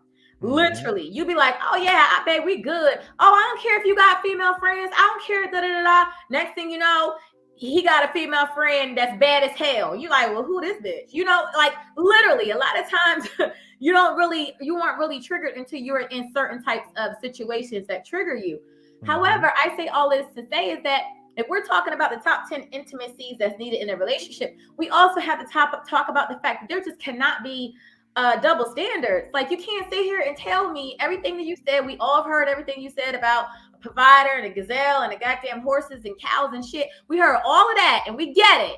However, you cannot tell me that if I'm horny as hell and I want some sex from my man, but your ass is laying over there, or you in the house and you sobbing and you mad at the world because you don't have a job, that I can't get penis from you. And I'm supposed to accept that shit for however long until you get the job that you want to feel like a man again. I'm supposed to accept that shit and wear my big girl drawers because I'm a woman. But if I don't feel good, I'm tired, I ain't feeling your ass, I don't like you, I ain't in the mood for that shit, I'm still supposed to roll over and give you sex anyway, because that's what women do. And we're not supposed to deny our man. You better. No. We ain't doing that shit. No, but like I was saying, it's not to say that it wouldn't happen, but there's that thought in the back of the mind when it does happen, when the transition happens. Let's say he's sitting there, he gets the pink slip. It's like, oh shit, mortgage is due. This is supposed to happen. We're supposed to pay for a trip or whatever the fuck we're supposed to do, and this is not happening now. I don't care what you say to me as a black woman. You don't want to hear that shit. You better figure it out, or else I'm going without your ass. That's the conversation, and you know damn well it has been, and not to say it always, but even still, like I said. I mean, I think that there may be a stigma for Black women, but I tell you this: I believe that regardless of what they say about us having attitudes and all that other shit, I think that we are some of the most supportive and loyal women that literally stand by our men. I think that if this there's no in hell if a woman truly loves her man and it's her husband and she's been rocking with this man and he been doing what he's supposed to do. He showed up for her and their family, and this man loses his job. You can't, I'm sorry, unless this is just some ain't shit chick, you can't tell me that the average Black woman is going to sit here and not be like, damn, baby, you know what? It's okay. We're going to get through it. We'll figure it out. Take the time you need or whatever you need me to do. Let's look at our bills. Let's restructure shit, whatever we got to do to make sure that y'all are good and that he's good. We might go weeks. We might go a while without having some of our needs met, because as a Black woman, unfortunately, a lot of us put our needs to the side. We taking care of the kids and everybody else. A lot of our needs don't ever get met, to be honest with you. We've been last for so fucking long, it's not even funny. So the thing is that, if our husband is out here and he done lost his job, we go into a takeover mode. You know what I'm saying? We go into mode where we like, oh, hey, all right, boom. We got to make this happen. What we got to do? Do we need to cut something here, cut back here, cut back there? Whatever. I'm here to support you. Now, if you go in months and months and months and you done lost your job and you sitting your ass on the couch and eating fucking bonbons and watching sports and drinking beer and shit like you ain't even never lost your job, that's when you're going to get an attitude. That's when you're going to have a whole different situation going on. I can't be comfortable. Everybody on this line, man, go to the bottom of your screen and click that share button. All these crash dummies on here, your friends, my friends, they need to be in the midst of this conversation. All right? I don't do it like that. I'm going to put country music on and we're going to rock out to Willie Chestney in a minute. And we're going to be in here like this until, so y'all send it down there. Because if they're in there, if they're out here, that green light on, share it to them. All right? How they get their nappy head hind parts up in here. If you're on my line, I got 4,000 or 5,000 folks in here. I'm getting at you. I'm cleaning your asses out. It's spring. You might as well say, you ain't supporting me and you ain't supporting Ms. O. You ain't supporting everybody on this platform. They got something going on. If you're in here, and I know who my wet people are, and if you don't know what wet is, it's with exceptional taste. All of my people that are in this situation, they are there because they are with fancy taste. Yeah, they motherfucking bomb. Yeah, God damn it. But I will get back to it. I'm gonna tell you like this: as man's man.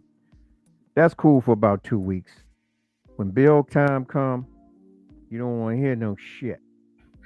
Hey, look, the mortgage is $3,000, $4,000, and the cars is this, and insurance is, not to do.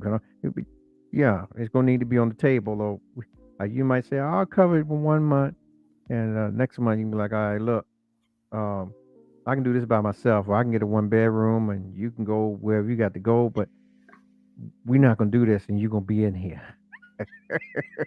Not Oh gonna my happen. God. So Not what's gonna your happen. next? Nigga, is you even getting unemployment? Did you even pinch the situation that you're in? I mean, anything. I mean, get you some food stamps. Do something, nigga. Throw a brick through the. Do something. Yeah. I mean, you can't be just up in here getting it. What they say? Getting the goods for free. Getting the milk for free. Yeah. You get costs. Shit, milk is $6 a Thank gallon you, now. Amira. Hopefully, I'm pronouncing your name right. I'll be jacking up names. Thank you, darling. Yeah. Yeah. Listen,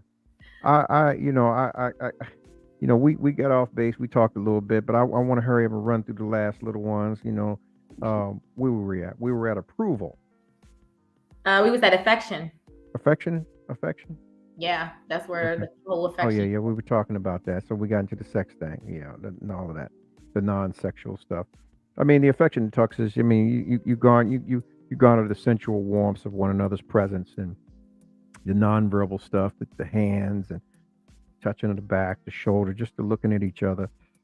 From even down to fixing food. You can tell when a person's fixed you a meal with love because it tastes so much better because the person put the love into the food or cup of coffee or whatever it is, or washing your clothes or you know all those good things, the actionable items. But when we talk about cultural restrictions, we as Black people, we have a lot of those cultural restrictions because we always feel like there's somebody trying to get out on us. And I'll say this to you, ladies, and this for you single mamas, and I'm not being offensive. Listen, what can you give that man that's everything that you found that you have not given to someone else who wasn't worthy of it? I can answer that question. I'm listening. My fiance got a healed woman. That's what the fuck he got. He got the Okay. best of me. And that's that. Like I ain't gonna say there's nothing else I can say. He got a healed woman, and no one else have gotten that because all other relationships, I wasn't. I was toxic. I had a lot of shit going on, and I was all over the place. You know what I'm saying?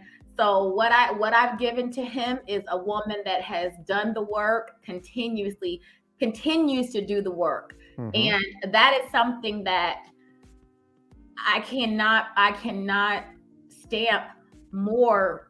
I stamp it over and over again that when you are dealing with someone that is grounded and someone that is, they're operating from a place of love, they're operating from a place of light.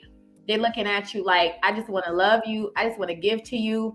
Like, the shit I receive from you is great, but it's bonus because I'm already filled to the top with my own shit and my own love and my own light. When you're operating in a whole different situation, it's not a what can you do for me? You understand what I'm saying? I think that a lot of times in these relationships, we go and I'm like, oh, okay, well, what can you give me? What can you do for me? What can you do? Can you fix this? Can you have this? Can you blah, blah, blah? I need a man to do this. I need a woman that's got, no, of course you want a good partner. However, you attract what you are. Right.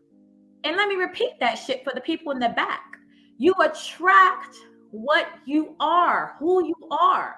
So I hate to say it, and I hope I don't offend anybody, but if you are attracting ain't shit people, it's because you kind of ain't shit right now.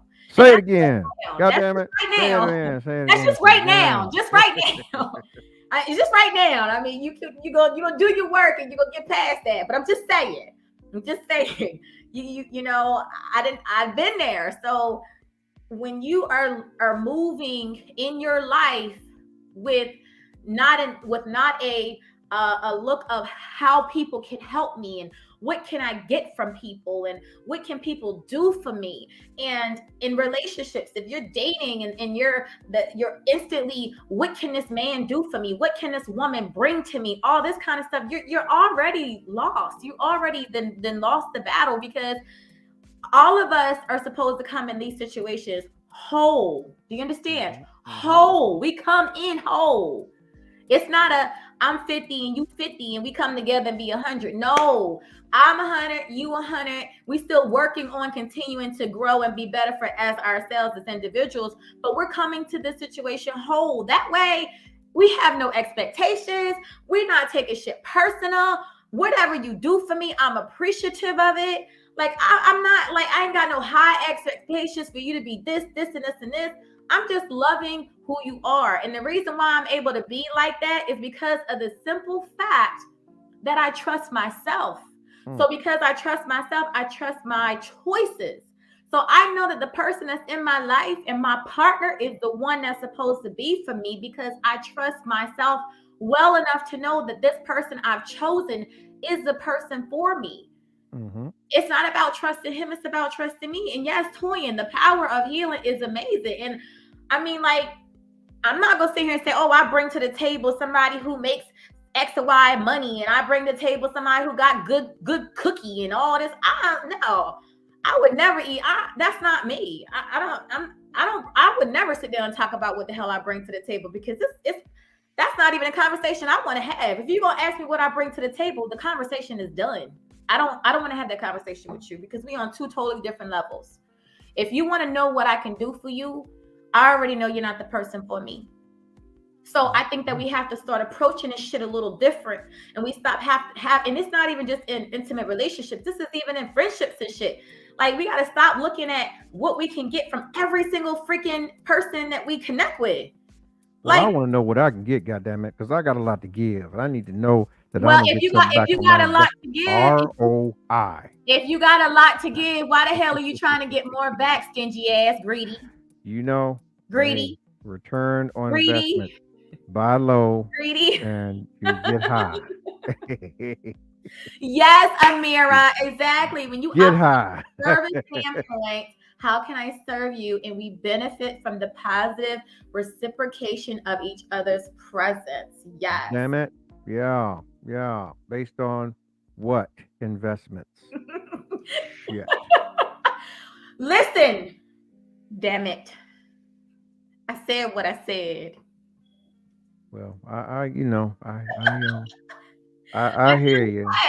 I mean, but you got to ask the question. You know, you want a joker to come out here and slit his wrist and walk down the highway and get a pail of gas and milk and bread and come back and lay in the bed and be affectionate and don't smell like gas and bread and milk.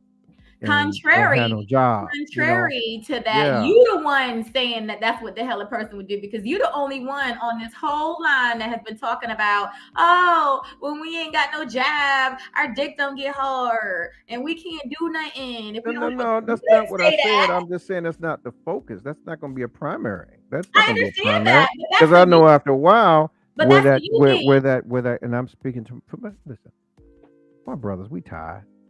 We want a reprieve.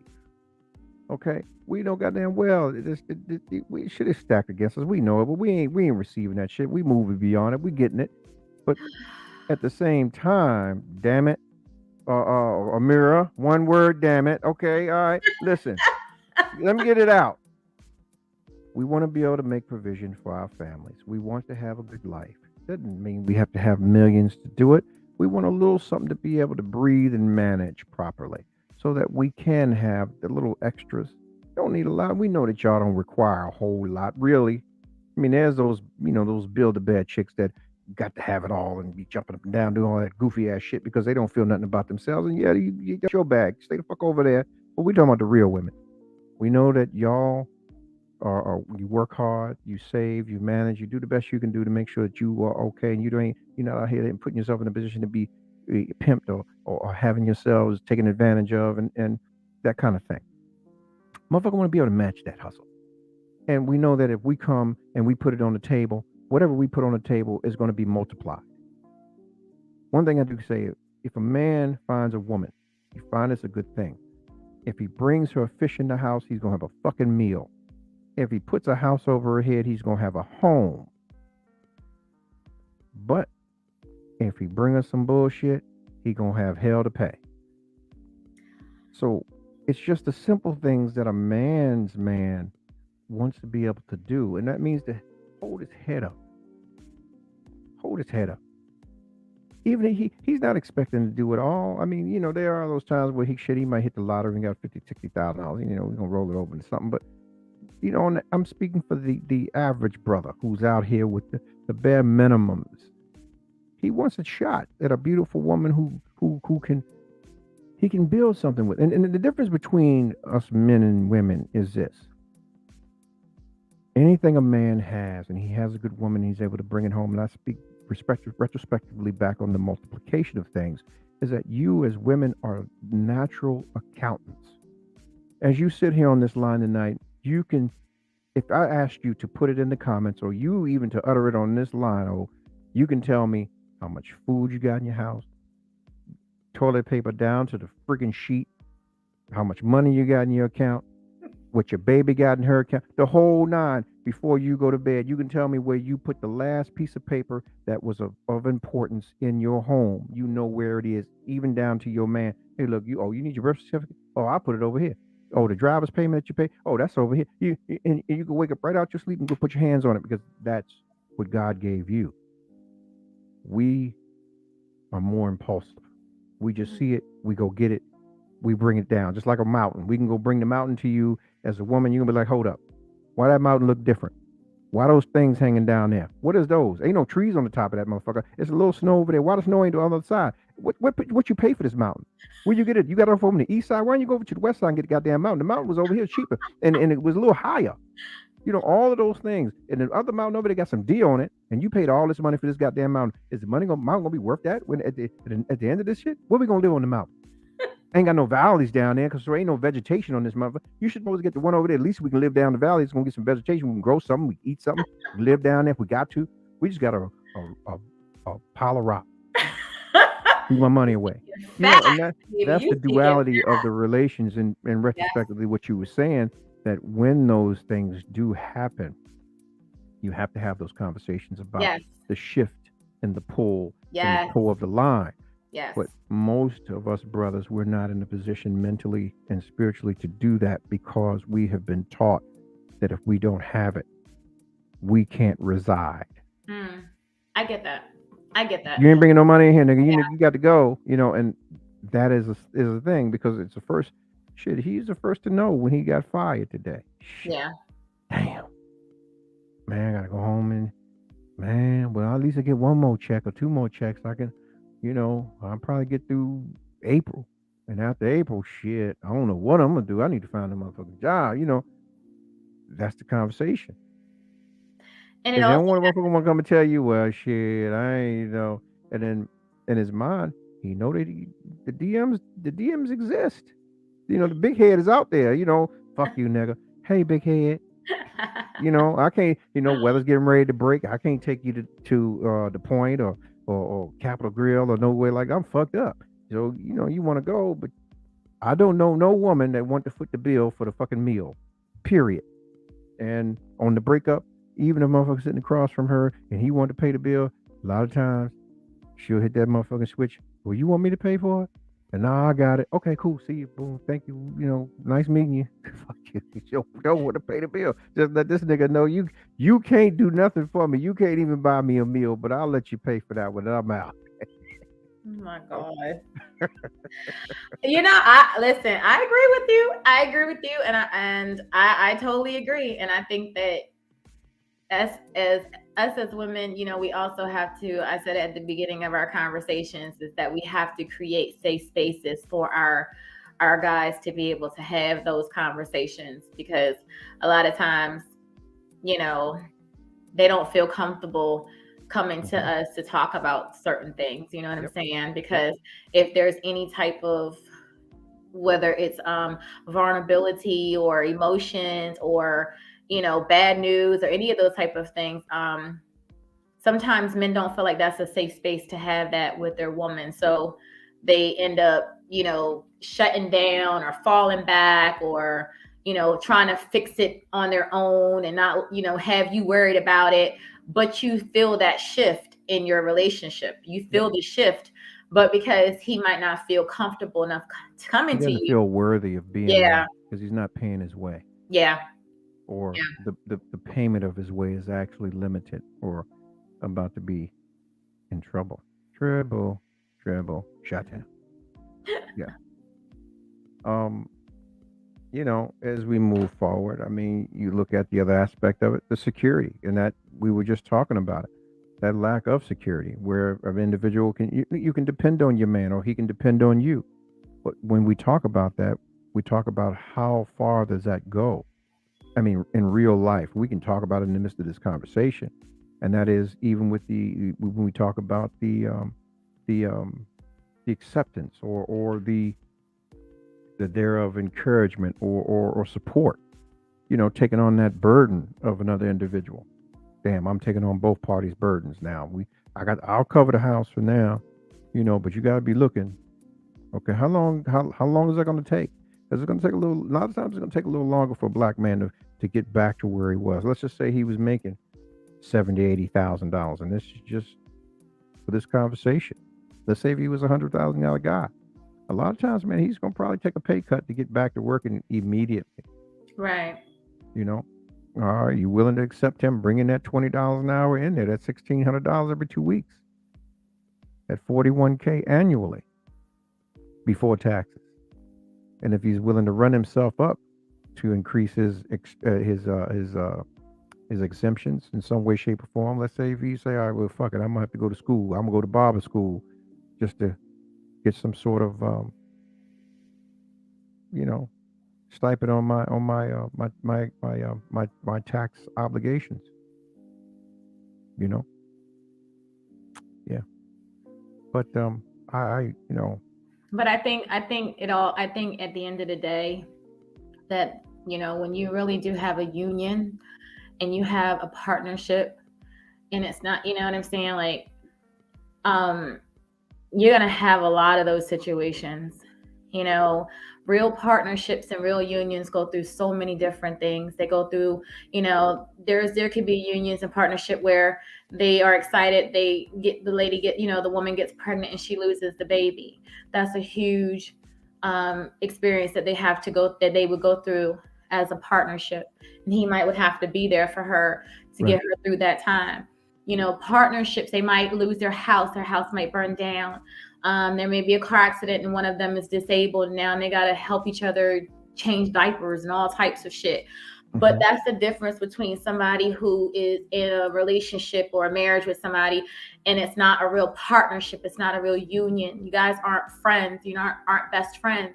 You don't have a level of respect for each other. Right. You're just in this shit. You're in it for, oh, well, he makes this amount of money and he provides this type of lifestyle, or, oh, she looks good on my arm, and whatever the case is. When you have a lot of those superficial, those certain types of unions, when things like that happen, a lot of times the foundation starts to crack because it was never built on a strong foundation in the first place. Right. So, I mean, there are so many things when you are married. Like I said, my parents have been married for 46 years. There's so much shit they've been through in 46 years. So many. You understand what I'm saying? Right. And my dad has had surgery. My mother has had to be there for him. My mother has been in the hospital. My dad has to be there for her. All those different things. And the difference is that they made it through those situations. It might not have been easy. There might have been times they wanted to leave each other. There might have been times they can't stand each other, but they made a commitment to stay together and work through it. That goes back to the acceptance. Yeah. That unconditional commitment. I mean, I chose a side, win, lose, or draw. And we're not getting younger. I mean, shit. I mean, I don't know. I mean, as most of us convalesce or grow into that twilight time, there may be an issue or a time where we might have to have that individual be in a position to either wipe our mouth or wipe our ass. Yes, 100%. And based on your investment in the individual, will govern whether they're compelled to do so.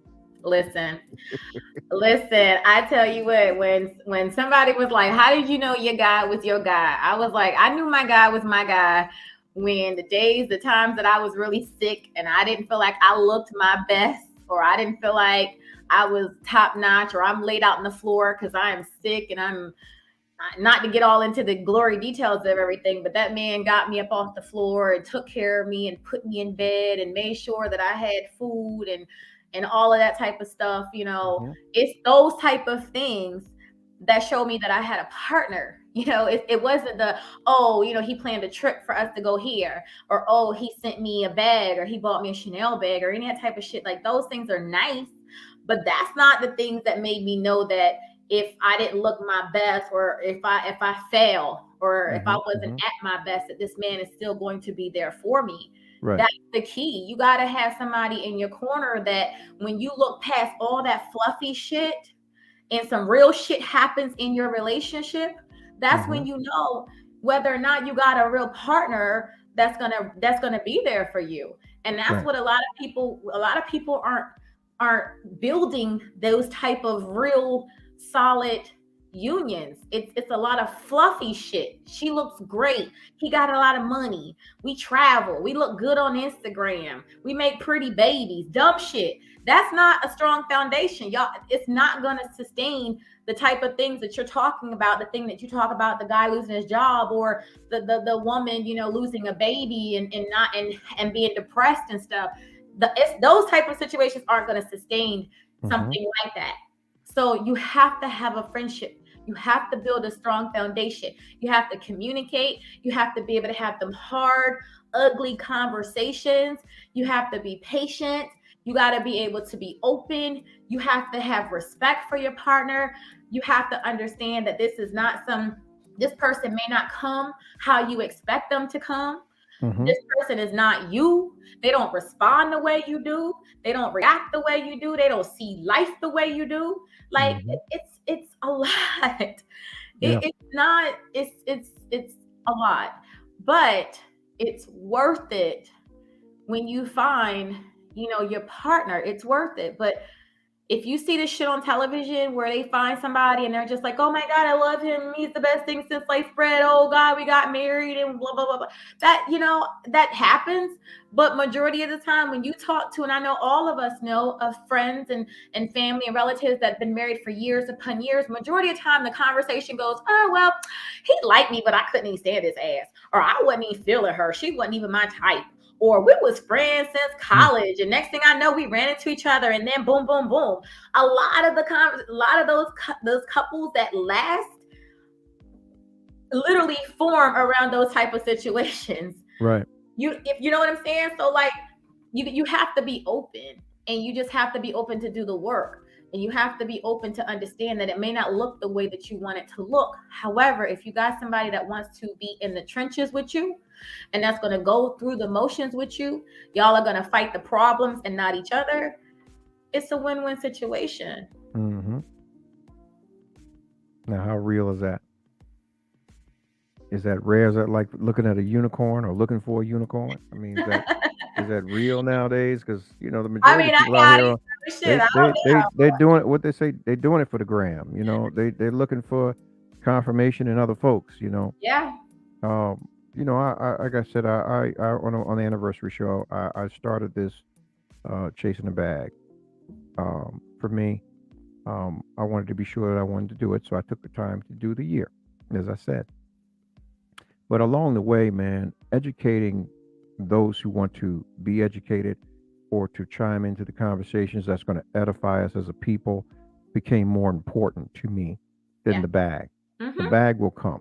I love to do this. I'm not going to stop doing it. It's just what it's going to be. Yes. I get it. When it comes to this, it's there is so many different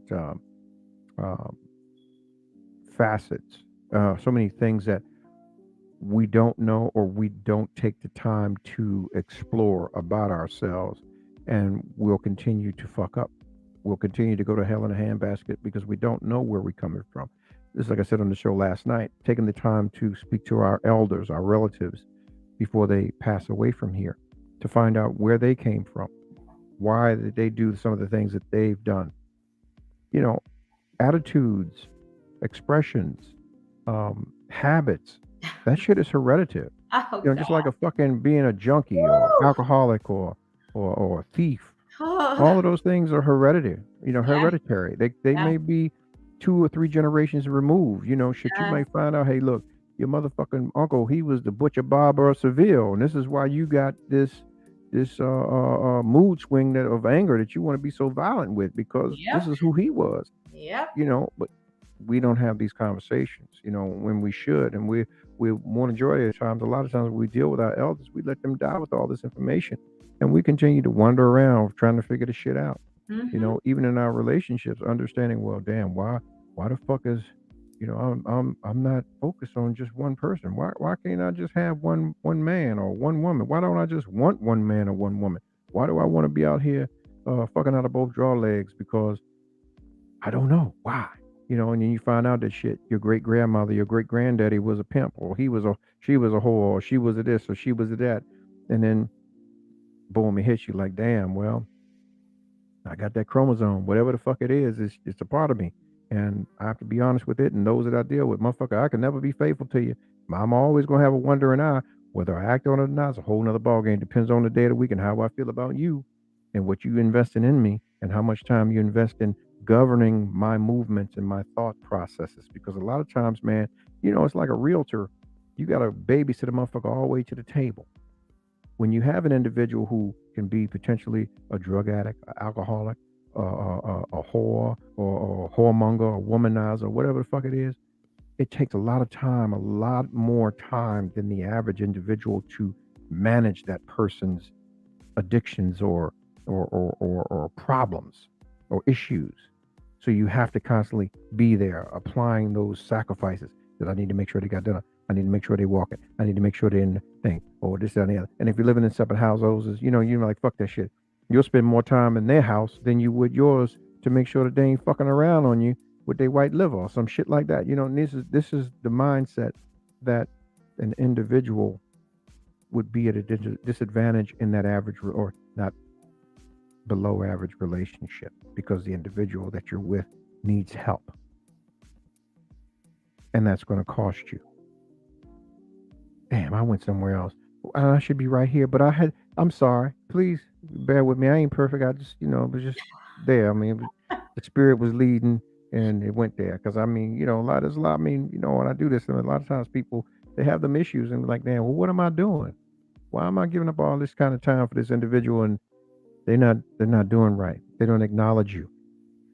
They don't appreciate you. They don't show you the affections that you need. They don't praise you for the shit that you do or the sacrifices that you make.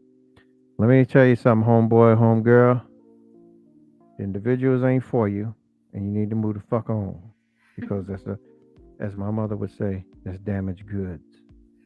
And if you think more of yourself, then you need to back away. Sure, it may be hard, but them people's gonna do them. They're gonna be right back out there. Oh yeah. And they'll recognize when they're too goddamn old to have somebody that's going to actually be there for them, and they'll be in some convalescent home looking out a window by their motherfucking self. That part.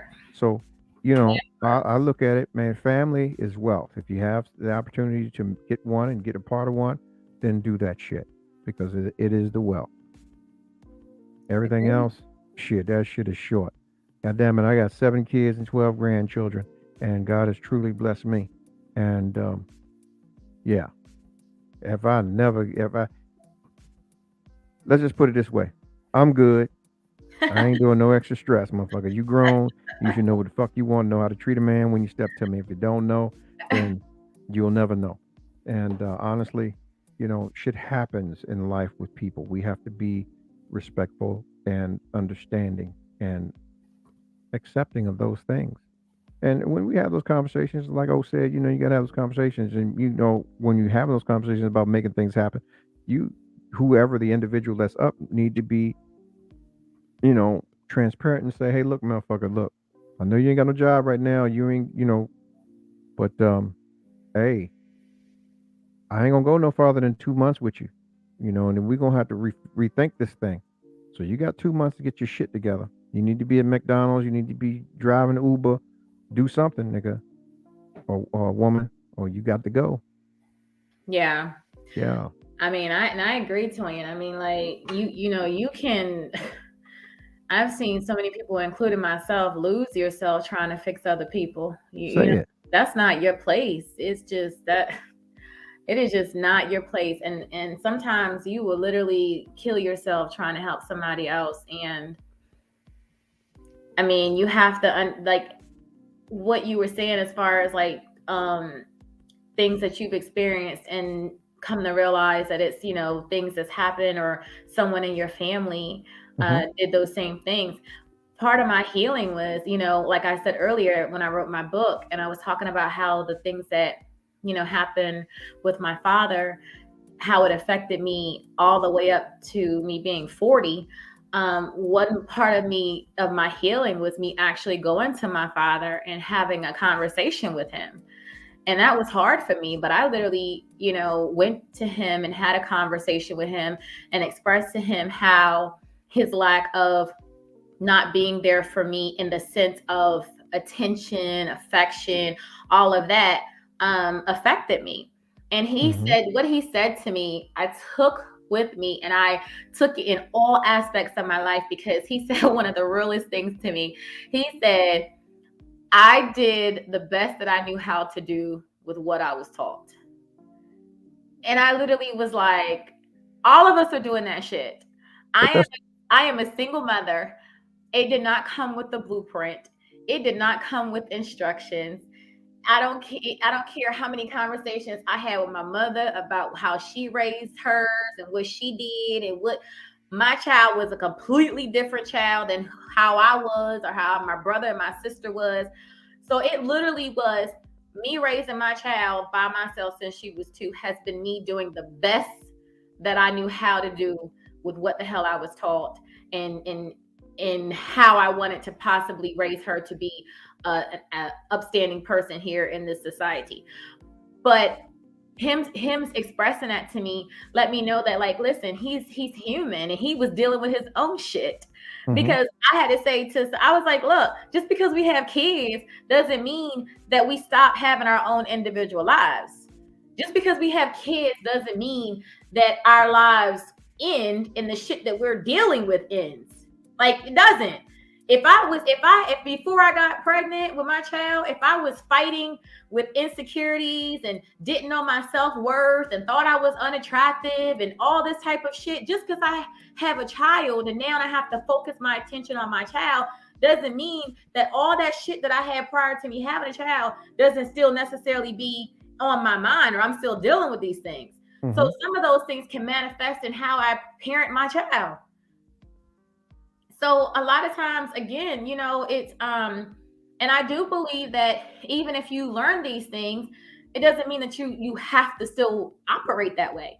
I am literally probably the only one in my whole family that, you know, work out almost every single day, that care about how I eat, care about how I cook my food. You know, my mother fries every damn thing. Half my family do not work out. They don't even care. Like, there's a lot of things that how I grew up, that I had to, what they call, break generational curses. And I've had to do that even with my daughter. So I'm not saying that, you know, I don't think that even if you find out that, hey, your uncle was a damn pimp, doesn't mean that you're like, oh, well, it is what it is. I'm going to just be out here pimping all my life. I'm just going to be out here fucking around all my life. I mean, like, pimping. I mean, you know, it might help you to understand why you have these tendencies, but if you put in the work and you really want to see some different results in your life, it's disciplined. It's making the decision that you want a better life for yourself. So once you realize and once you decide you want a better life for yourself, you start making some different decisions. I mean, Yeah. it is. But what about those who are out here medicating, man, that are lost? I mean, here's something. Indulge me a second. This is how I used to feel about that. And I mean, I may still feel about it today, about those that are out here like this. If you're willing to self-medicate and you're out here and I run across you, if I would run across you, why don't we get paid for your self-medication? Is that what's happening? That's a little crazy ass. I guess that went over your head. Oh my God. I mean, if you want to go, I'm going to send you. Just go get the money and just come on back. You know, just leave it at that. I'm just trying to, you know, I mean, keep it in perspective, because some people you just can't help. You just got to let them, go. You know they're going, hey, bring me a little something back. Bring me some, What the song say? Bring me back some money, please. Yeah, yeah, yeah. Go ahead and go, and I'm gonna be right here. Bring me some money back. Well, that's the reason why I said before that you know, people are supposed to come as whole. Like, it's not our job to help any goddamn body. It's not our job to fix people. It just isn't. You know what I'm saying? Like, exactly. Working through trauma is not easy. It's not easy, but it is necessary. And it's a forever journey. Like, you don't just say, "Oh, I worked on myself, I'm fixed," and boom. No, because there's levels to this shit. Just like when you play Mario Brothers and shit. Once you reach that one level, now you got to go out here and finally kill the dragon and shit. Like, it's levels to this shit. Because I felt like I didn't did my work. I'm like, oh, I'm good. Next thing you know, I'm triggered by some whole other shit. And I'm like, oh God, now I got to figure out how to get past that one. Now Like, motherfuckers got triggers and shit, guns and triggers and pow pow. Listen. I'm just kidding. I know what I'm you're like, saying. I didn't even know something like that would make me want to kill a person. What? Yeah. Yeah. I look at life for what it is. I mean, when we talk about our ancestry, spiritually and biblically, we are the measure of the man or woman before us. That is our birthright. This is why we should tap into those things. They're direct reflections of how we deal with our relations. But because they were governed under a different manner, they stayed longer in their relationships because they kept things close to the vest. And their concerns in the societal world in which we live in were different. You look at the average parent in 1950, 1940, 1930, black parents, even from the turnout. Hey, look, rent is $9 a week. We got to feed these kids. Let's get it. My concern is not whether you out here doing what you need to do at the juke joint. My concern is whether you're going to make it home from work and not be lynched from some tree with your stuff cut off or whatever else, or you be raped 40 ways from Sunday before you get home. And then we got to deal with that as an issue internally without having to go to the racist sheriff and they treat us some whole kind of way because, hey, it's just what happens here. That kind of thing. But now, because we have been duped and into believing that freedom is free and we can do whatever we want to do, we're being manipulated and pulled in so many ways to believe that we have so many options other than the individuals that stand before us that are willing to accept the responsibility for us and not just the idea. So we're lost. So when we look at those things, we're a lot of times in disbelief that this motherfucker really fucks with me. She really likes me. She really thinks I'm attractive. She really loves my mind. She really loves my heart and the spirit and the things that I do for her. So if I fall off here and there, she's going to work with me to get back, but this is who I am. This is where I come from. These are my quirks. These are my issues. Let me put them on the table. Let me know what the extent is that you're willing to go for me. And then I know how much work. Well, I may got to do all the work anyway, but I know how much more work I have to do to compensate for your dealing with me. Oh, yeah. Agreed. Definitely agreed. Aw, thank you, Toyin. Well, my goddamn loving light. I don't get no blessings, no nothing. I guess I'm just some Don't baby be motherfucker. hating. Don't be hating. I guess I need therapy and shit. Thank you, sweetheart. I appreciate that. Mm-mm-mm. Yes, I agree. Definitely. I mean, and she's right. I mean, there is a lot of stigma around going to therapy, but it's you got to get that out of you. I don't care. However you got to get it out of you, whether it's therapy, whether it's doing, your healing work, or however you got to do it. You have to put yourself first and you have to put your healing first, because, I mean, you cannot be anything to anyone else until you take care of home first. Home is you. And, there's a lot of people that's walking around here and they say hurt people. There's a lot of people walking around here that has been through a lot of shit in their lives. And when you see people angry at people, when you see people that are very negative and you see people with dark clouds around them and their energy is very heavy, a lot of these people are really dealing with a lot of things. And it's hard to be in a marriage that way. It's hard to be in a relationship that way. It's hard to be a parent that way, a worker, anything. And for men, it's even worse because a lot of men were not they've never really been given the blessing to cry or given the blessing to release themselves as far as the things that they have going on. They have to walk around being strong. They have to have their shoulders high. They got to have their head held high regardless of whatever they're going through. They have not been given permission to release or be emotional or get it out of them. But you know why that is as black men? Because so much has been taken from us. People don't understand that when we let me give you all some knowledge. I've done my homework. I've been talking with a lot of people in it. As a matter of fact, Karima Brock is he's gonna be on this show. Even with the selection, there was a selective process of slaves that were brought over here. They didn't just pick no field niggas. They picked the creme de la creme, those who were able to build societies. So when you set people like that in motion, you have to do one of two things.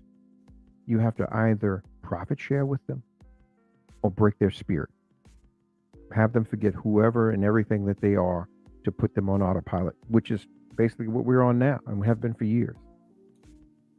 As black men, we went through the seasoning process, which as you break a horse, it's between 60 to 90 days to break a horse, and you do whatever you do. I've covered it, and it's just what it is. We're still in the position where they're continuously trying to break us as fuck. It leads to a whole nother issue or section of pride that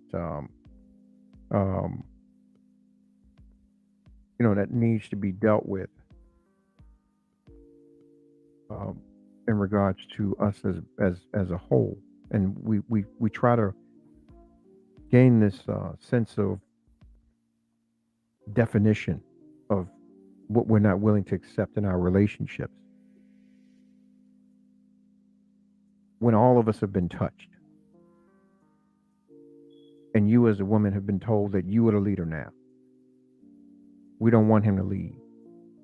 We're not going to allow him to lead ever. We'll give him scraps and we'll pull the ones out that we want to put in front of him to make him continue to chase a finish line, i.e. things that he'll never obtain, to win you over. When in all actuality, you have no focus on him because you silenced him as your son, as your offspring. He's not a warrior. He's subservient to you, and everything he does, he's going to do to appease you. That's not a leader. That's not a king. That's not a hunter. If he's doing it, and it goes back to what I was saying, even in throughout the 80s, anybody that went out, majority of the guys that went out and broke law, ended up in prison, they did it chasing a female. Chasing the approval of a woman that he got money. I'm only, and that's some bullshit. Even to this day, it still goes on. Retrospectively, our conversation. Hardworking guy, $41,000 a year, loses his job.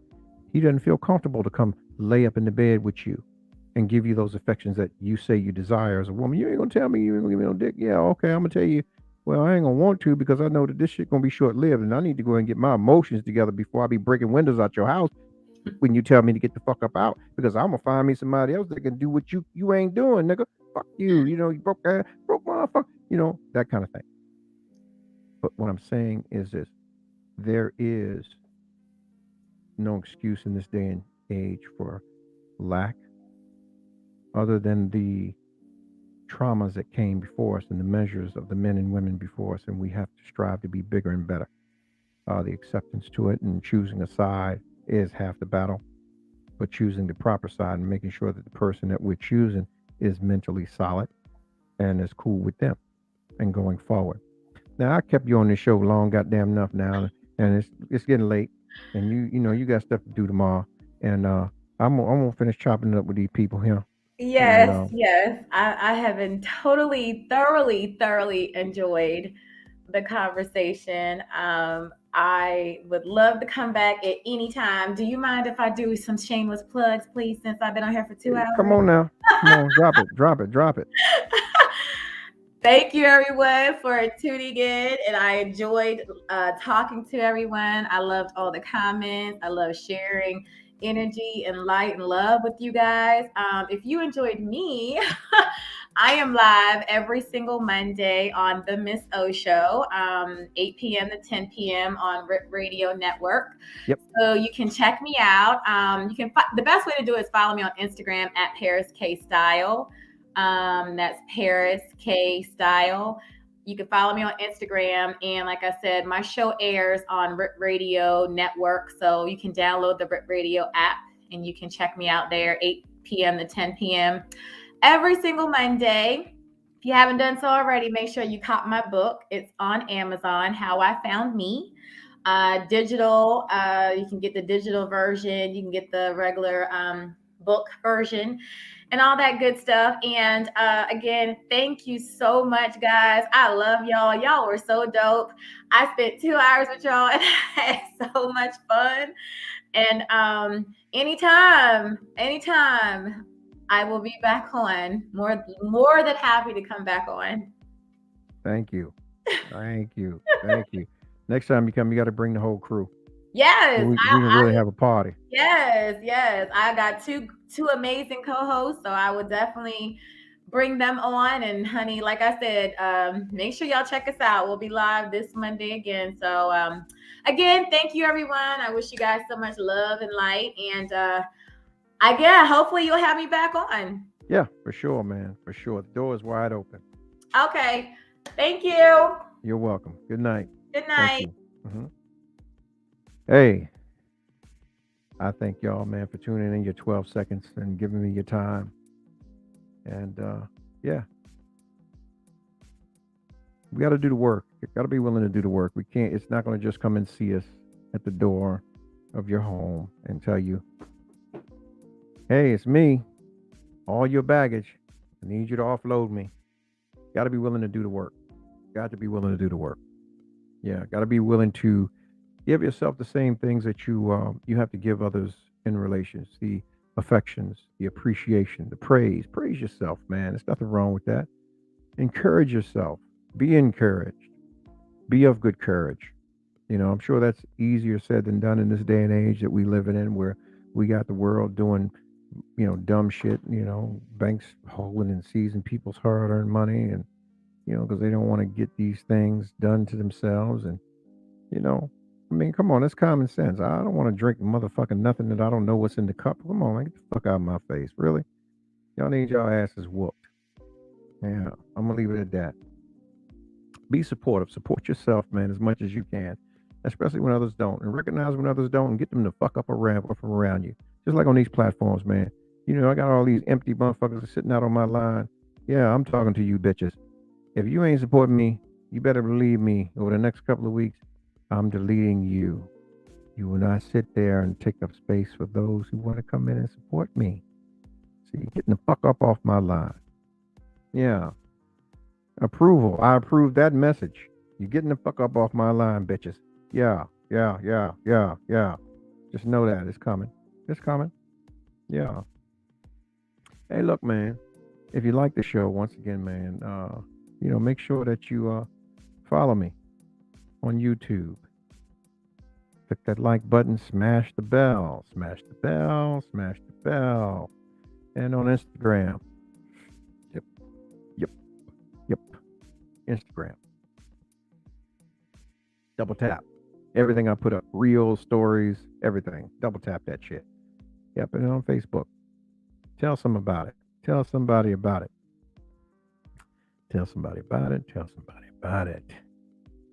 Yeah.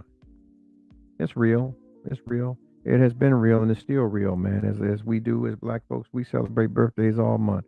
It is the 1-year anniversary of the ROMELLO MARCELLOUS show, and we still here, and I'm still kicking. We here together. Together, damn it. We're together. Okay? Listen. As you go to bed tonight, before you go to bed tonight, man, make sure you get down on those knees. Thank God, man. Thank God, because there is a God for all that has happened and that has been given to you, your life, your health, your strength, because there's so many people that are not here with us at this point in time that has gone on home. And while you're here, experience life as best as you can. Make the most of it. You know, don't have people out here making you look stupid. They can't. Usually when people say, oh, well, maybe look stupid, motherfucker, you was already looking stupid. So don't have yourself looking stupid. Don't be accepting things that you're not willing to accept. All right? And before you pass judgment, have all the facts that you need to have before you pass those judgments on people and things in life, your situations, okay? All right? And to whoever said it, God damn it, I don't look like this motherfucker.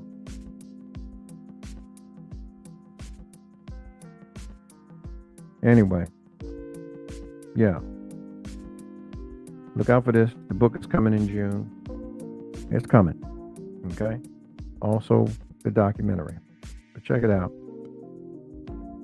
And all you're getting, get you some understanding, get you some rest tonight, man, so you can get up and go to work and make your money tomorrow.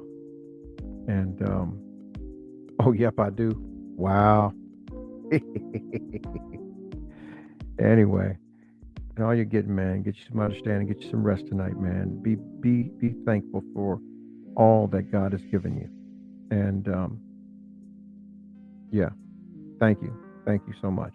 Thank you, I appreciate it. Love on yourself, because no one can love you like you. Ask questions. The dumbest question is the one that you don't ask. Please ask it. Please ask all the questions that you need to know to ensure or to assure that you are where you need to be in your life. Recognize that people accept things that they wouldn't normally accept if they were in the station in their lives or the mindset that they would normally be in to garner or govern the respect that they are due. Okay? That might have went over some of you motherfuckers' heads. Okay? So, yeah. Be back tomorrow, man. Be right here. Got something exciting. I'll shoot the info out early. Tell a friend. Share the platform, man. Let's broaden the topics. Let's broaden the conversation.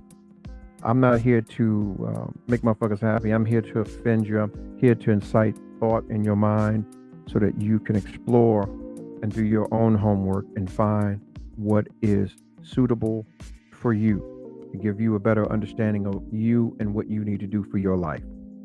That's what I'm here for. Okay? And also get a bag at some point in time. I need to get paid for my time. Anyway, yeah. You see the Cash App down there? Ding me, man. You like me? Don't give me $2. I don't give a shit. Make me feel like I'm doing something. I'm somebody. All right? Thank you for all those that have done it already. Appreciate you. And yeah. If you want to get shirts, got those too. Yeah. Go to the ROMELLOMarcellousShow.com and you can get on there. You can get the hoodies, all of it up to a 6X. All right. And yeah. Life's good. If you have it in you, make the most of it. And yeah. Been on here long enough. Take your asses to bed. Good night. 5, 4, 3, 2, 1. Ladies and gentlemen, this is it. It's the ROMELLO Marcellus Show. The fly uncle you always wish you had. Bring them out. Here to give you every aspect of game from a real player's perspective. It's the biggest boss from business, entertainment, love, and life. Had to find my inner power. To fashion, etiquette, and current events. Major show alert. All to enhance the happiness already inside you. Today is about the power of you. Check it out. You're now rocking with the best.